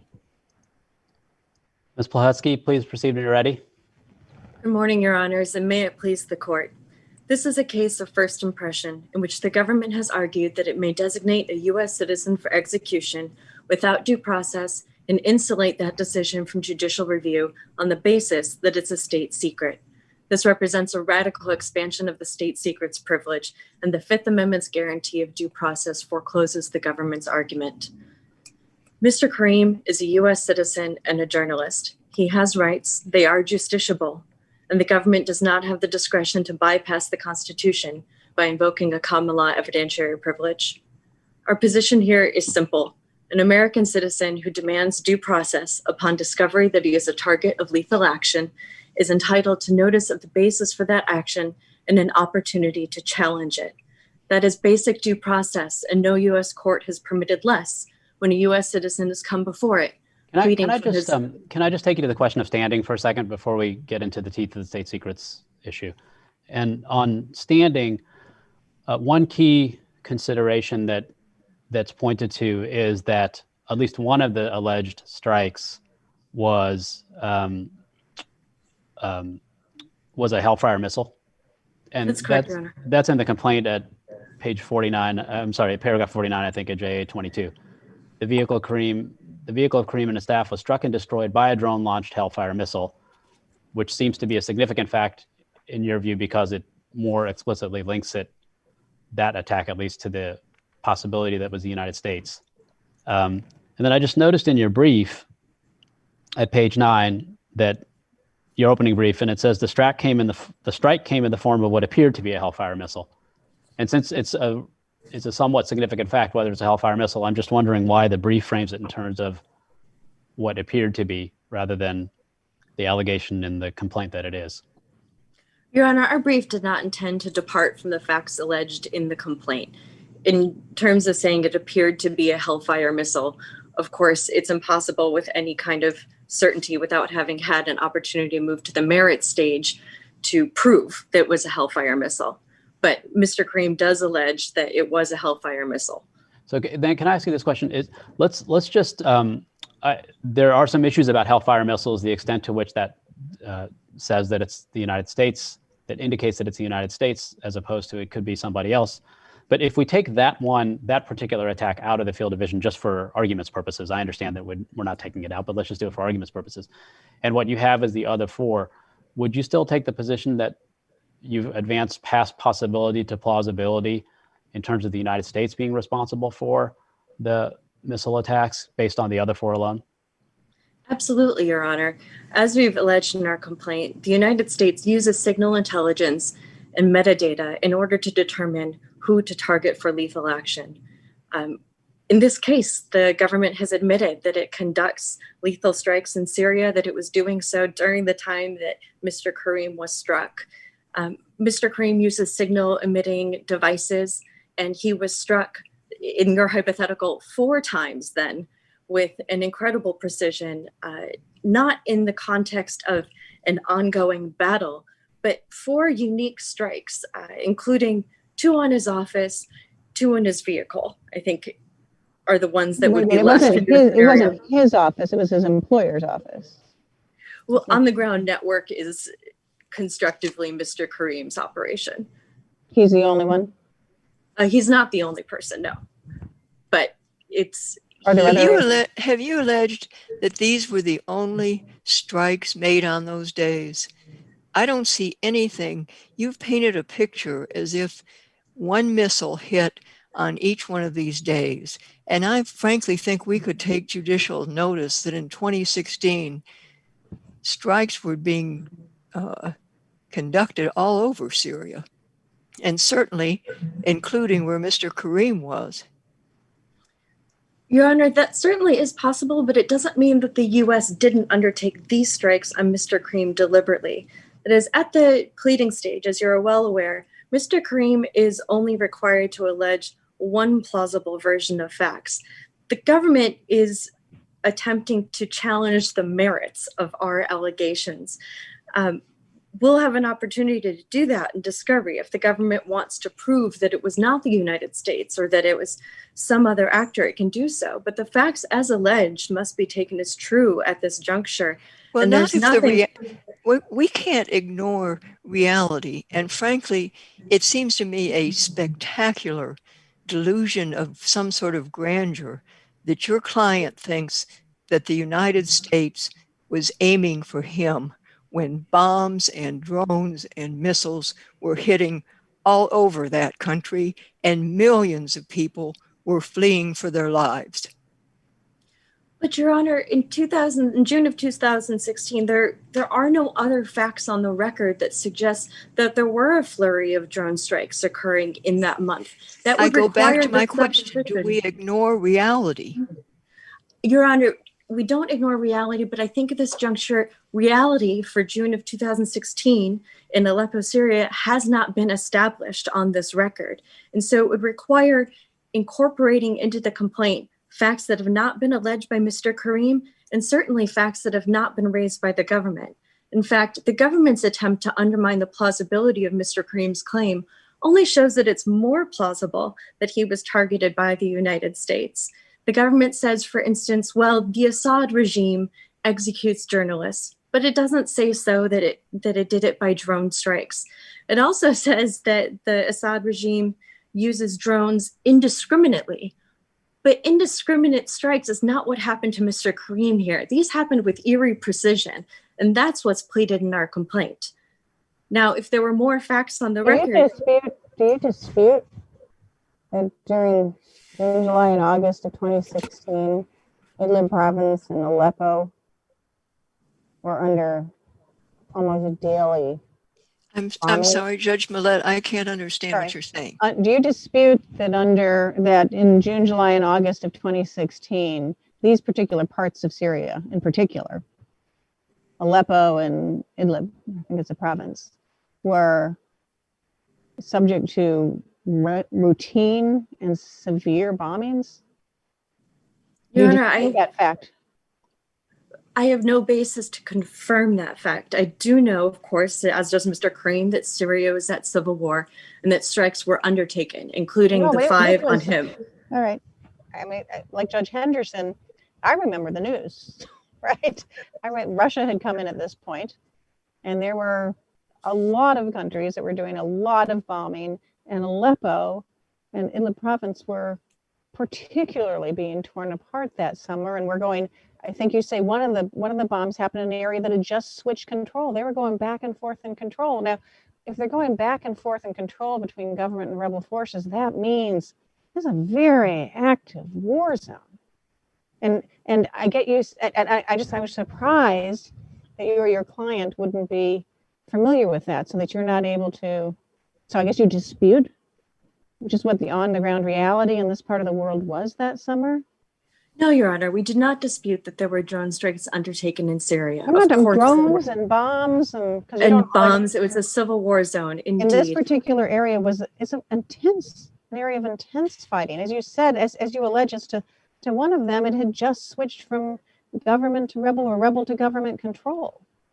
But I think the thing to remember in this case, Your Honor, as pleaded in the complaint, we set forth facts that show that Mr. Kareem was the target of these strikes. That is, they hit his vehicle. You allege he was in the vicinity of the strikes. I believe that we allege they hit his office twice and his vehicles twice. And that's that belies the notion that the strike was going after some other thing. The fact that these landed on Mr. Kareem 4 times in June and once in August, I mean, it's taken together. This is evidence that suggests that Mr. Kareem was the target. Moreover, Mr. Kareem was also engaged in activities that would suggest to metadata that he may have been involved in hostile activity. What do you mean by metadata? You use that a lot. The metadata that was referenced in the quotation you have was telephone metadata, which is not conversations, but who called, who, when. That's right, Your Honor. So I don't understand what the connection here is. The former director. Telephone? No, Your Honor, the former director of the CIA, General Michael Hurd, says that we kill people based on metadata. And we understand that to mean, based on public documents, that this is signal intelligence. That is, the U.S. uses devices that can track a cell phone's movements. Now, Mr. Kareem moved back and forth interviewing rebels. I don't think tracking a cell phone's movements is metadata. That's just cell tower opinion.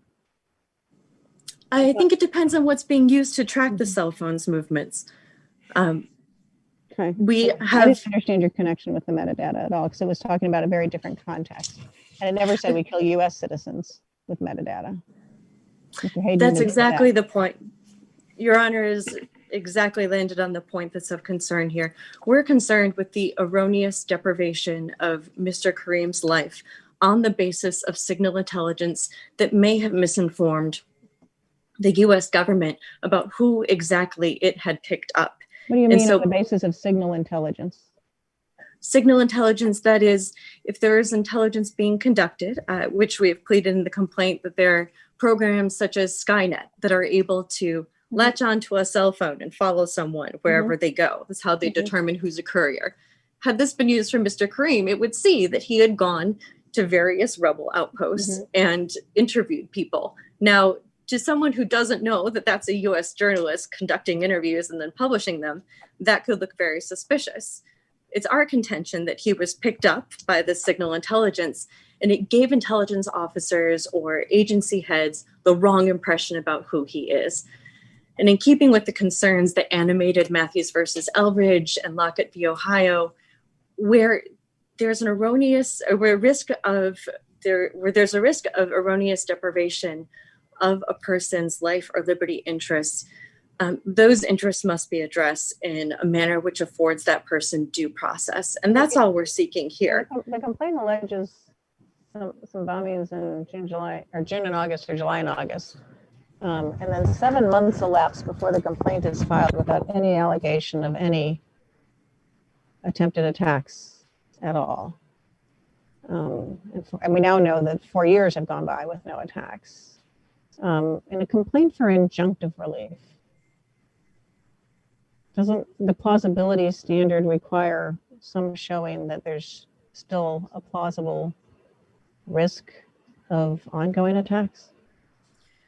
Well, if Your 7 Honor, months or 4 years by the time a court, or longer by the time a court would get around to looking at an injunction. If you're pleading for an injunction, you have to show some current risk at the time, and 7 months had gone by with nothing happening. well, Your Honor, we are not privy to how long the government takes to execute someone who is on the kill list. In the case of Mr. Anwar al-Awlaki, for example, we know that his designation was made sometime before 2010 and that he was killed in 2011. So there was But you don't know that. I'm sorry. Oh, okay. Go ahead. I'm sorry. Go ahead. Go ahead. I misunderstood you. Yes. So there was at least a year that went by before the government executed him. During the pendency of this litigation, it's true that the government has not undertaken a drone strike on him. And if the government... I'm talking about the 7 months before the complaint was filed. Your Honor, you can't blame that on the pendency of the litigation.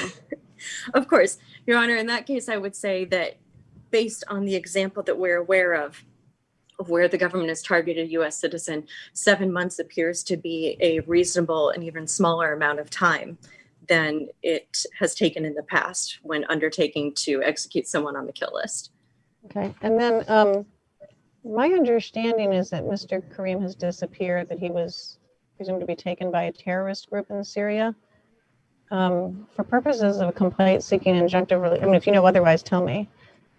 Seeking injunctive relief, do we need to know whether he's in a position to benefit from it? What should we do about the fact that he seems to have been either taken hostage or, I hate to suggest the worst, but one has to think about that. Your Honor, we have no reason to believe that Mr. Karim has been killed. Well, we do understand that he is in the custody of a rebel group. We don't think that allays any concerns about whether or not he is on the kill list. There's nothing to say that when he is released, that the U.S. won't resume its attempt on his life.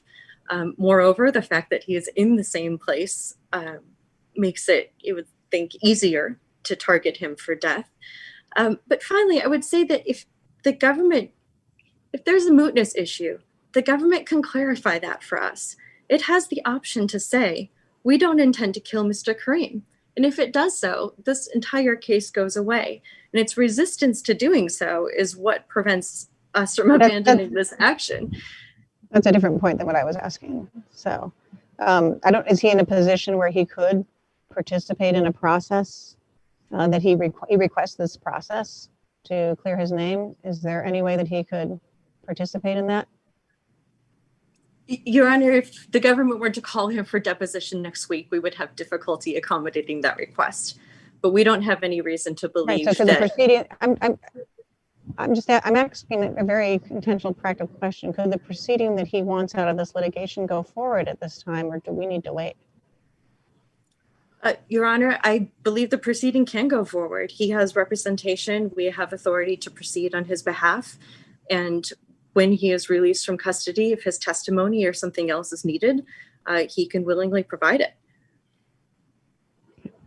Can I ask you a question about the constitutional claims that are raised? So you have a Fourth Amendment claim in your complaint as to which the allegation is that there was an unlawful seizure. Yes, Your Honor. Is that right? And is the argument there that there's a seizure by virtue of being allegedly put on the kill list? Yes, Your Honor. And would that mean that you could bring a habeas claim?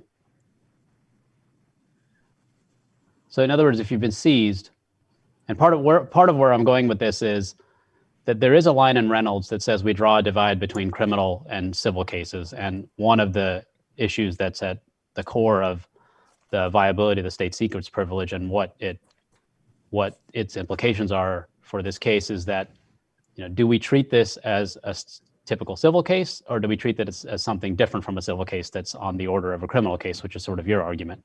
And I'm just wondering, like in Doe versus Mattis and Hamdi, those were habeas cases. And if you've got a Fourth Amendment seizure argument, could you bring a habeas petition? Your Honor, I don't think that would be the most appropriate claim in this posture because he's not in the custody of the United States yet.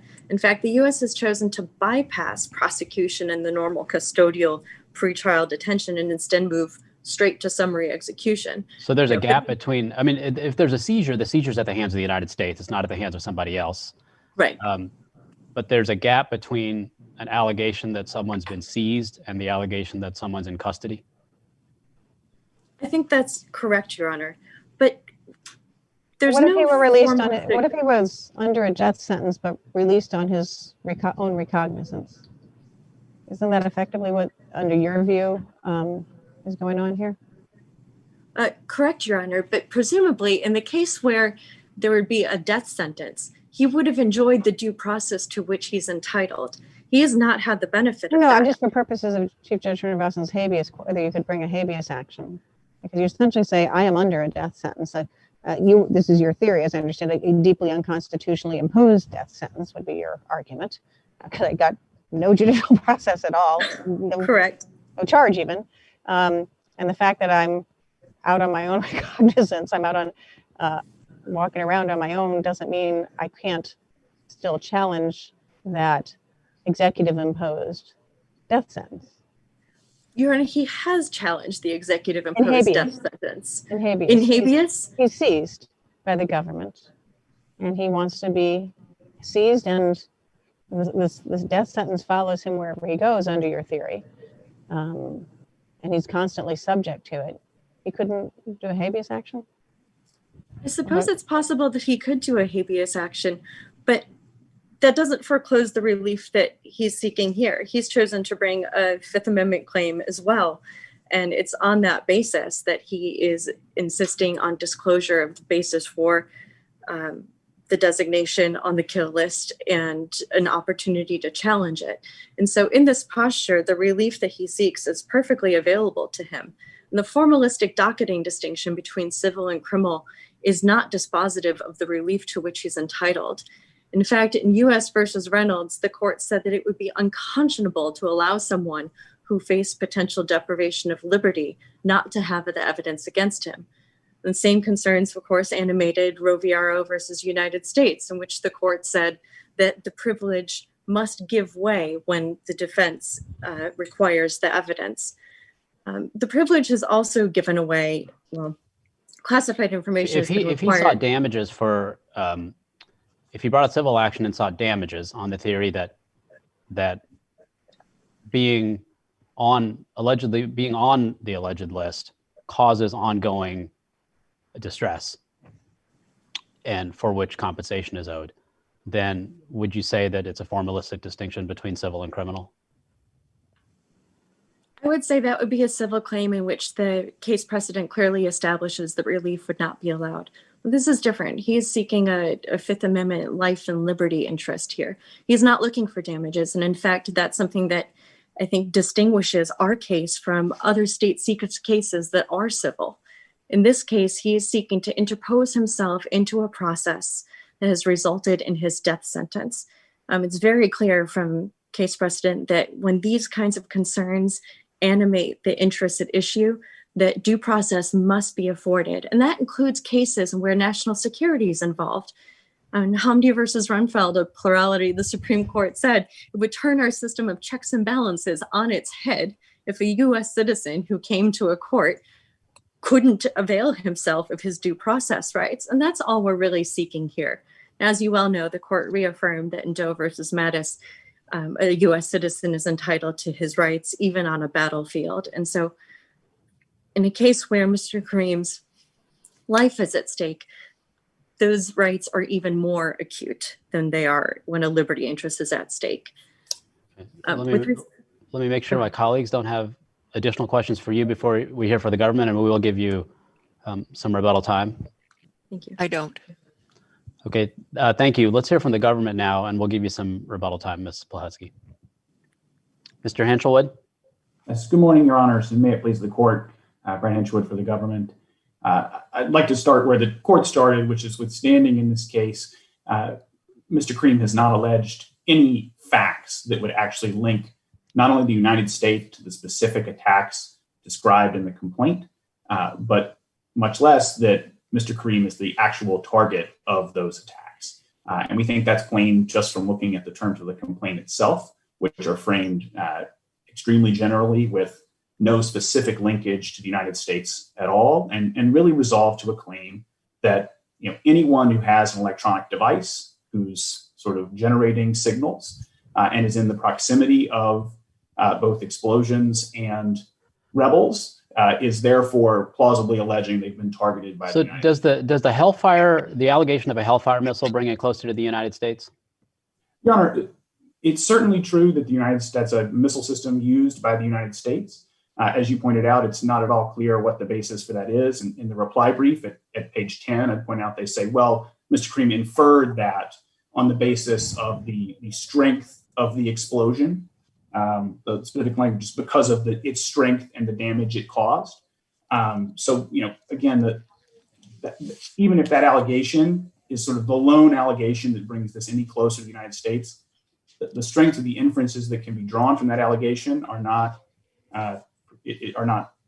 particularly impressive, nor does it exclude the possibility of other actors being the relevant actors in this circumstance, given the context in which all of this is occurring. And you're talking about a nation that is racked by civil war, and as some of the court's questions pointed out earlier, there's talking about areas sometimes where control has just changed hands, right? Where there are other organizations that may have an interest in engaging in strikes in a particular area. So can I ask, is your argument on the fact that we haven't crossed the line from possibility to plausibility, is it based on the notion that yes, there's enough here to say that he was being targeted, but it's not clear by whom? Or is it that there's not enough here to show that he was being targeted because there's just a lot of activity in the area during this time? And so even though you have what the plaintiff alleges is more than a random coincidence because it's 5 attacks that are on or very close by, that's still not enough because of the degree of bombings that were taking place in the area during this 2 to 3 month period. To be clear, we think it's both that he hasn't alleged the United States was involved in these attacks and that he hasn't alleged enough to show that he was actually the target of these attacks. And even without considering sort of the fact that these are areas of active hostilities, you can just, from the allegations in the complaint, see, Mr. Karim's not the only individual present for any of these strikes or any of these attacks, right? So 2 of them are alleged to have hit a building which contains the on-the-ground network offices, apparently among other things. We're told the OGN office is in the basement and that, there's more to the building than just that. In other circumstances, he's interviewing people. He's sitting in a truck with numerous other, near other individuals. He's on a street. He leaves the street, and then when he comes back, there's just been an attack. So, in all of these circumstances, he's not even the only person present, much less is there anything to suggest that he's actually the target of any of these specific attacks. And that's, before you even get to the fact that we know that, look, Syria is obviously engaged in an ongoing civil war, was in 2016 and continues to be to this day. And that obviously plays a role in the sort of context-dependent inquiry that this court has to engage in for assessing the plausibility of allegations in a complaint. And so given the lack of any factual matter that connects the United States to these attacks or suggests that Mr. Can I back up there? Let's assume it was a Hellfire missile. We'll take that fact or inference in the light most favorable to the plaintiff here. Does that tie it to, you've got your other arguments, but I just want to know, does that tie it to the U.S. having done that bombing run, put aside the target issue? Right. So it wouldn't link the United States to any of the other 4, first of all. That's not my question. It would only work, I understand. So it would work as, it would make it somewhat more likely that the United States was involved in that specific attack. Somewhat more likely, does that mean, how do we know that other entities or governments that were engaged in bombing in this area that summer were using Hellfire missiles? There's certainly no allegation the United States is the only entity that uses missiles of that type. So even if, again, crediting the idea that just based off the strength of the explosion, we can conclude that this was a Hellfire missile, even if you credit that, it doesn't necessarily lead to the conclusion or certainly doesn't compel the conclusion, and we don't think plausibly. We don't compel is not the test here.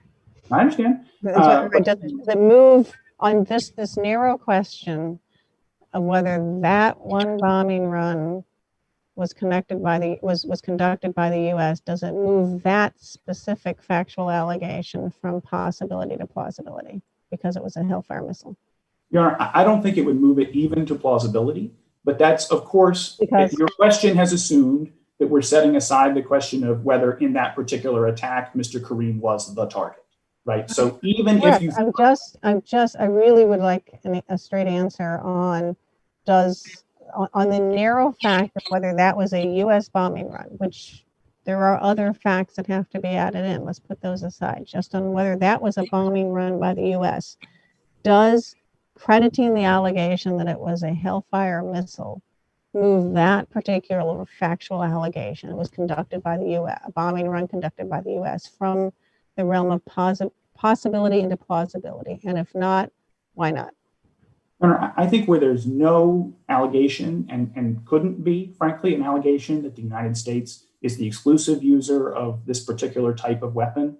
Exclusive user in that area. Of course, that's what's relevant, is the exclusive user in that area at that time.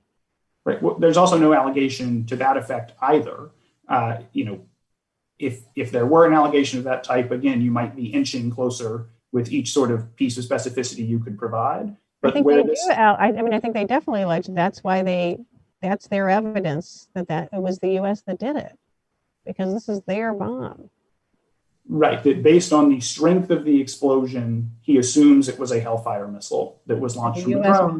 Mm-hmm. Right. So, again, U.S. missile, sorry. Yes. Right. Assuming the sort of the full chain of inferences that get you to that point, then it's certainly more likely at that point that specific allegation would get you to the claim that the United States engaged in that particular attack. There's no question it makes it more likely. Now, whether or not it makes it plausible, our position would be still no in that circumstance, given the lack of allegations that support anything more here. But of course, your question has assumed and asked me to set aside the sort I'm aware all that other stuff is there. Absolutely. Figure out what to do with the Hellfire allegation. Well, Your Honor, even there, I think the simplest way to deal with it is that if you think that would suffice for plausibility at the pleading stage to show that the United States engaged in that particular strike, and we've discussed, we don't think that's right, but if you think that's true, then he would still have to show plausibly that he was the target of that one particular attack. And there's nothing alleged that supports that inference. We know for a fact there are other individuals present. He talks about there's another truck from On the Ground Network sitting nearby. They're there for other to engage in sort of whatever journalistic activities they were there to engage in. So there are other individuals in the area. So to suggest that that's plausible an allegation that he's been targeted by that particular attack, there's nothing to support that either. And there's no allegation that this was the only Hellfire missile on that particular day. In other words, there could have been 20 of them dropping. Right. So there's no sort of information provided in the complaint about. As far as targeting, that's what I'm talking about, the targeting. Right. I mean, all we're told in the complaint is just specifically that, he was there. He saw a drone at some time before the explosion. Sometime later, there was an explosion, which he assumes to be from a Hellfire missile because of the strength of that explosion. And that's the sum and substance of the allegation there. We don't have any other additional information on that score. Can I take you to the merits for a second, to the state secrets question for a second, unless there's further questions on standing? So on state secrets, it seems to me a lot of the force of the state secrets assertion made by the government here and what effect it has on the case turns on whether we treat this as a civil case or a criminal case, or as something that is somewhere in between, but for various considerations, we ought to give it the rubric of one or the other. And what do we do with a situation in which it's not a garden variety civil case because it's not seeking ex post compensation for a civil wrong that was imposed at a prior time? It's also not a garden variety criminal case because the government's not seeking to prosecute somebody. But it is a situation in which the allegations are that someone's been placed on a list for targeted killing by the United States. And so that is a context in which there's United States authority being visited on somebody in the nature of a criminal, the consequence of a criminal proceeding if it were a capital case. And so does it seem fair to you then just to treat that as a garden variety civil case, given that this is the context we're talking about? I think it makes sense to treat it as a civil case for a couple of reasons. One is that what this court has recognized and what the Supreme Court has explained in Reynolds is that there are important differences between civil and criminal cases, and that the sort of initiating party in these cases matters in significant ways. And that's not to dispute that, Mr. Cream has an important interest in these cases, but as this court has explained in cases like Halkin 2, where what the plaintiff is essentially asking the court to do is balance the importance of their own interest against the government's interest in maintaining state secrets. That's not an appropriate inquiry for application of the privilege. That inquiry goes to the sort of detail and the care with which the district court is required to scrutinize the government's invocation of the privilege, because the privilege itself is absolute. And that's because, as I was referencing a moment ago, when the government is sued, it doesn't have the same control over the case that it does when it brings a criminal prosecution, right? The rationale of those cases, as Reynolds explains, is that the government, in the criminal cases, the government has the ability to protect information and to make judgments in the course of charging those cases and prosecuting those cases that it cannot make when it's brought to suit by another plaintiff. So in these circumstances, and I think Mr. Cream's reply brief is very honest about this, it's simply asking, I want you to balance my interest against the government's interest and create a new rule. That's exactly what this court has said in cases like Halkin. You don't do. That the privilege exists and it applies in these circumstances, and that it goes to the way we scrutinize the claims, the claim of privilege. And the district court here did that, said it was carefully examining the government's declarations to determine whether the occasion for invoking the privilege was appropriate. It correctly made that determination, for all the reasons we've explained and that are apparent, I think, both from the public and the classified declarations. And in that circumstance, the privilege applies. That's how the privilege operates in these cases. I mean, so one response to that is that it's not the classic situation in which the government's just responding to a lawsuit that's brought against it, because the offensive move that the government made is in the allegation that it put Kareem on the list. And then once Kareem, and we take that allegation to be true for present purposes, once that has happened, then it's not as if it's a responsive offensive case to then bring a civil suit. It's just that this is all I have left to do. I got to figure out some way to try to extricate myself from this predicament I'm in, because I think it's just wrongly founded. Yeah, I mean, I think the same type of move could be made as to any sort of claim that seeks prospective relief. So if, for example, somebody thought they were a target of surveillance and didn't believe that surveillance was appropriate, in that circumstance, they could come in and say, well, the government has made the first move. It started to surveil me. And in this context, all I can do is bring a civil suit. So, please. Well, let's just say death is different, as the Supreme Court has said many times, and the government's actually taking the allegations here as to the government's actually trying to kill him. What's he supposed to do? And let's say the government's made, hypothetically, as he says, a serious mistake. What is he supposed to do? Well, Your Honor, in that circumstance, it's not that the state secrets privilege would no longer apply, because again, the type of the seriousness of the interest, and again, no one's disputing the seriousness of Mr. Cream's interest, is the way it functions under the privilege is to calibrate the inquiry. But as this court explained in Halkin as well, when there are, allegations of serious, issues that can't be addressed as a result of the invocation of the state secrets privilege, the correct recourse is to the political branches, right? Is to, ask Congress to engage in some sort of creation of a process, something like that. It's not. I'm sorry, he's supposed to try to get a bill passed? And then the executive branch would say Congress can override the executive branch's judgment about state secrets. That's your position? Your Honor, exactly the contours of what Congress could or could not do in this area would be. No. Come on. That's so. If you're targeting me to kill me without any process, and let's say I've gotten past standing, my car keeps blowing. I'm here in the US and my car keeps blowing up and I keep getting shot at. And I say, the only explanation for this is I'm on a kill list by the US government. And let's also assume hypothetically that I actually am on a kill list by the US government. And the government's position is tough luck. You have no rights. You have no capacity to get yourself off that list.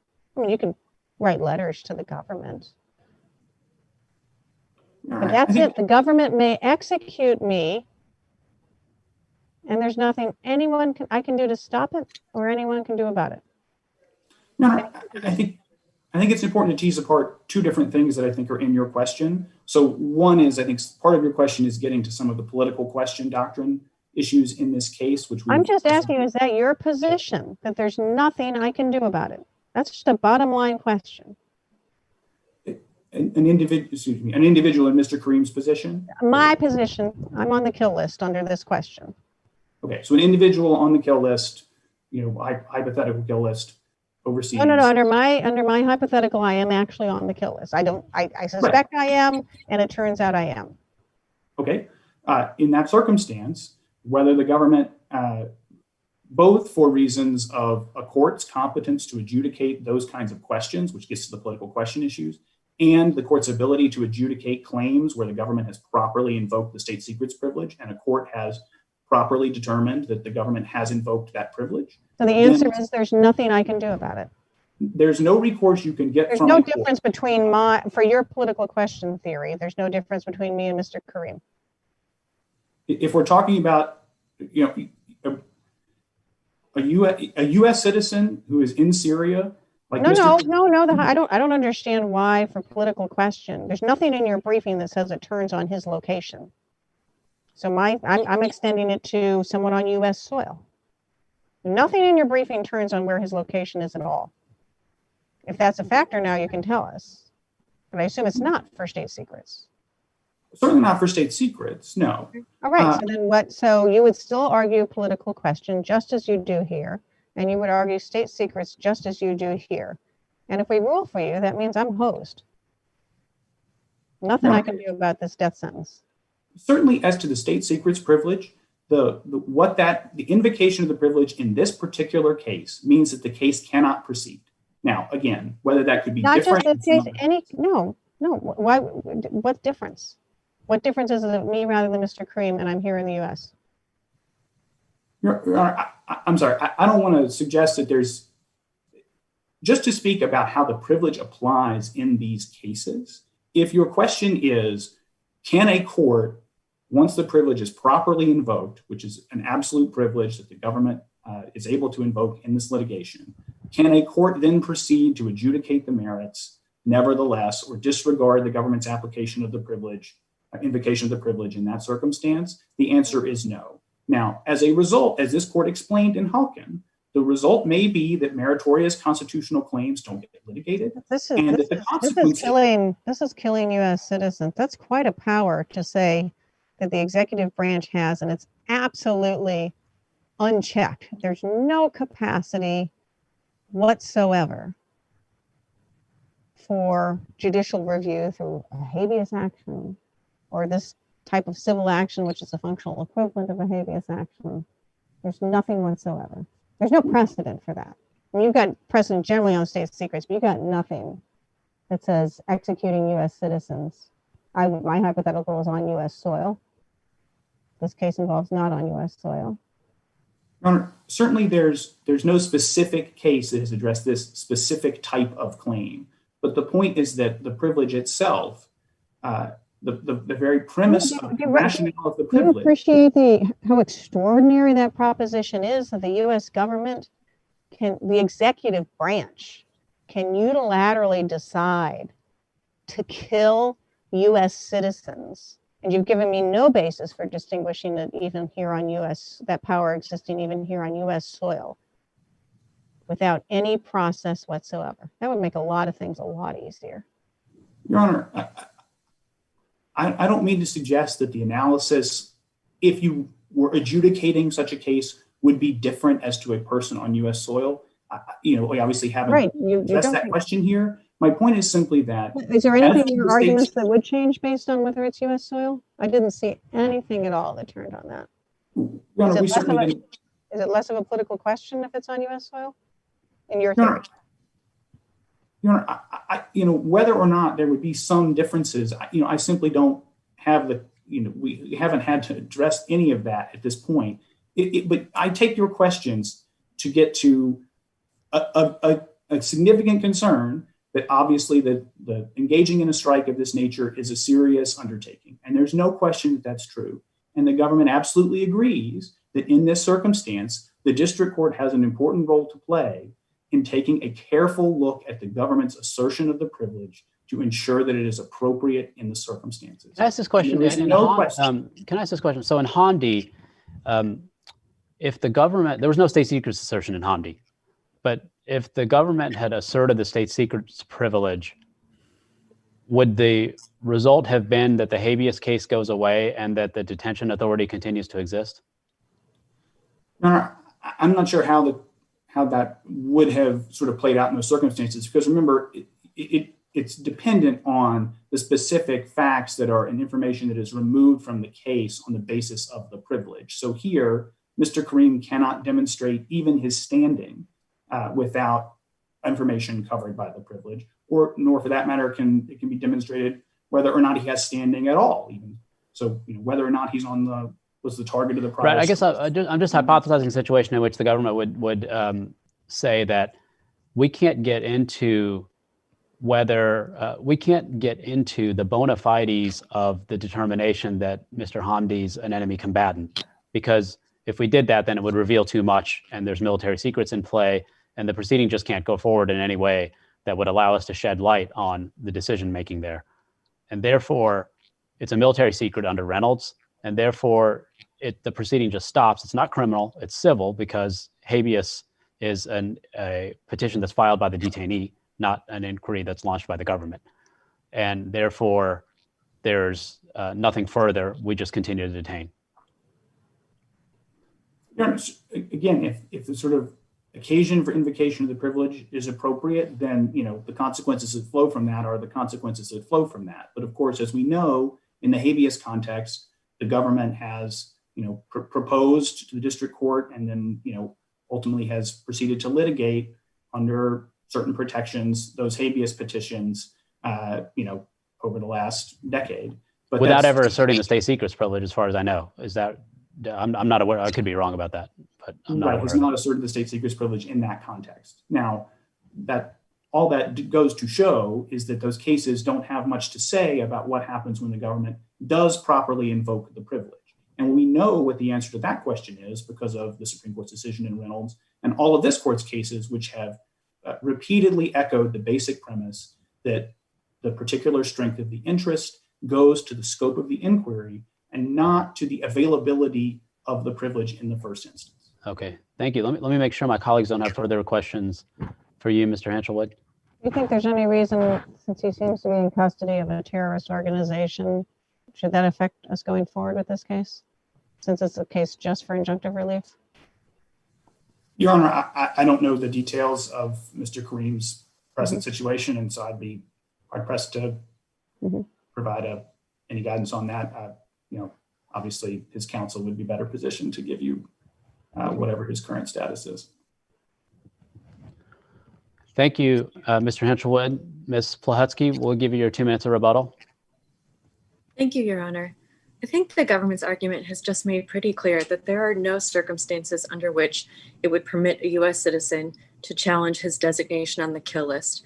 In order to have standing, the government seems to think that Mr. Karim needs to provide the make and model of the missiles fired at him.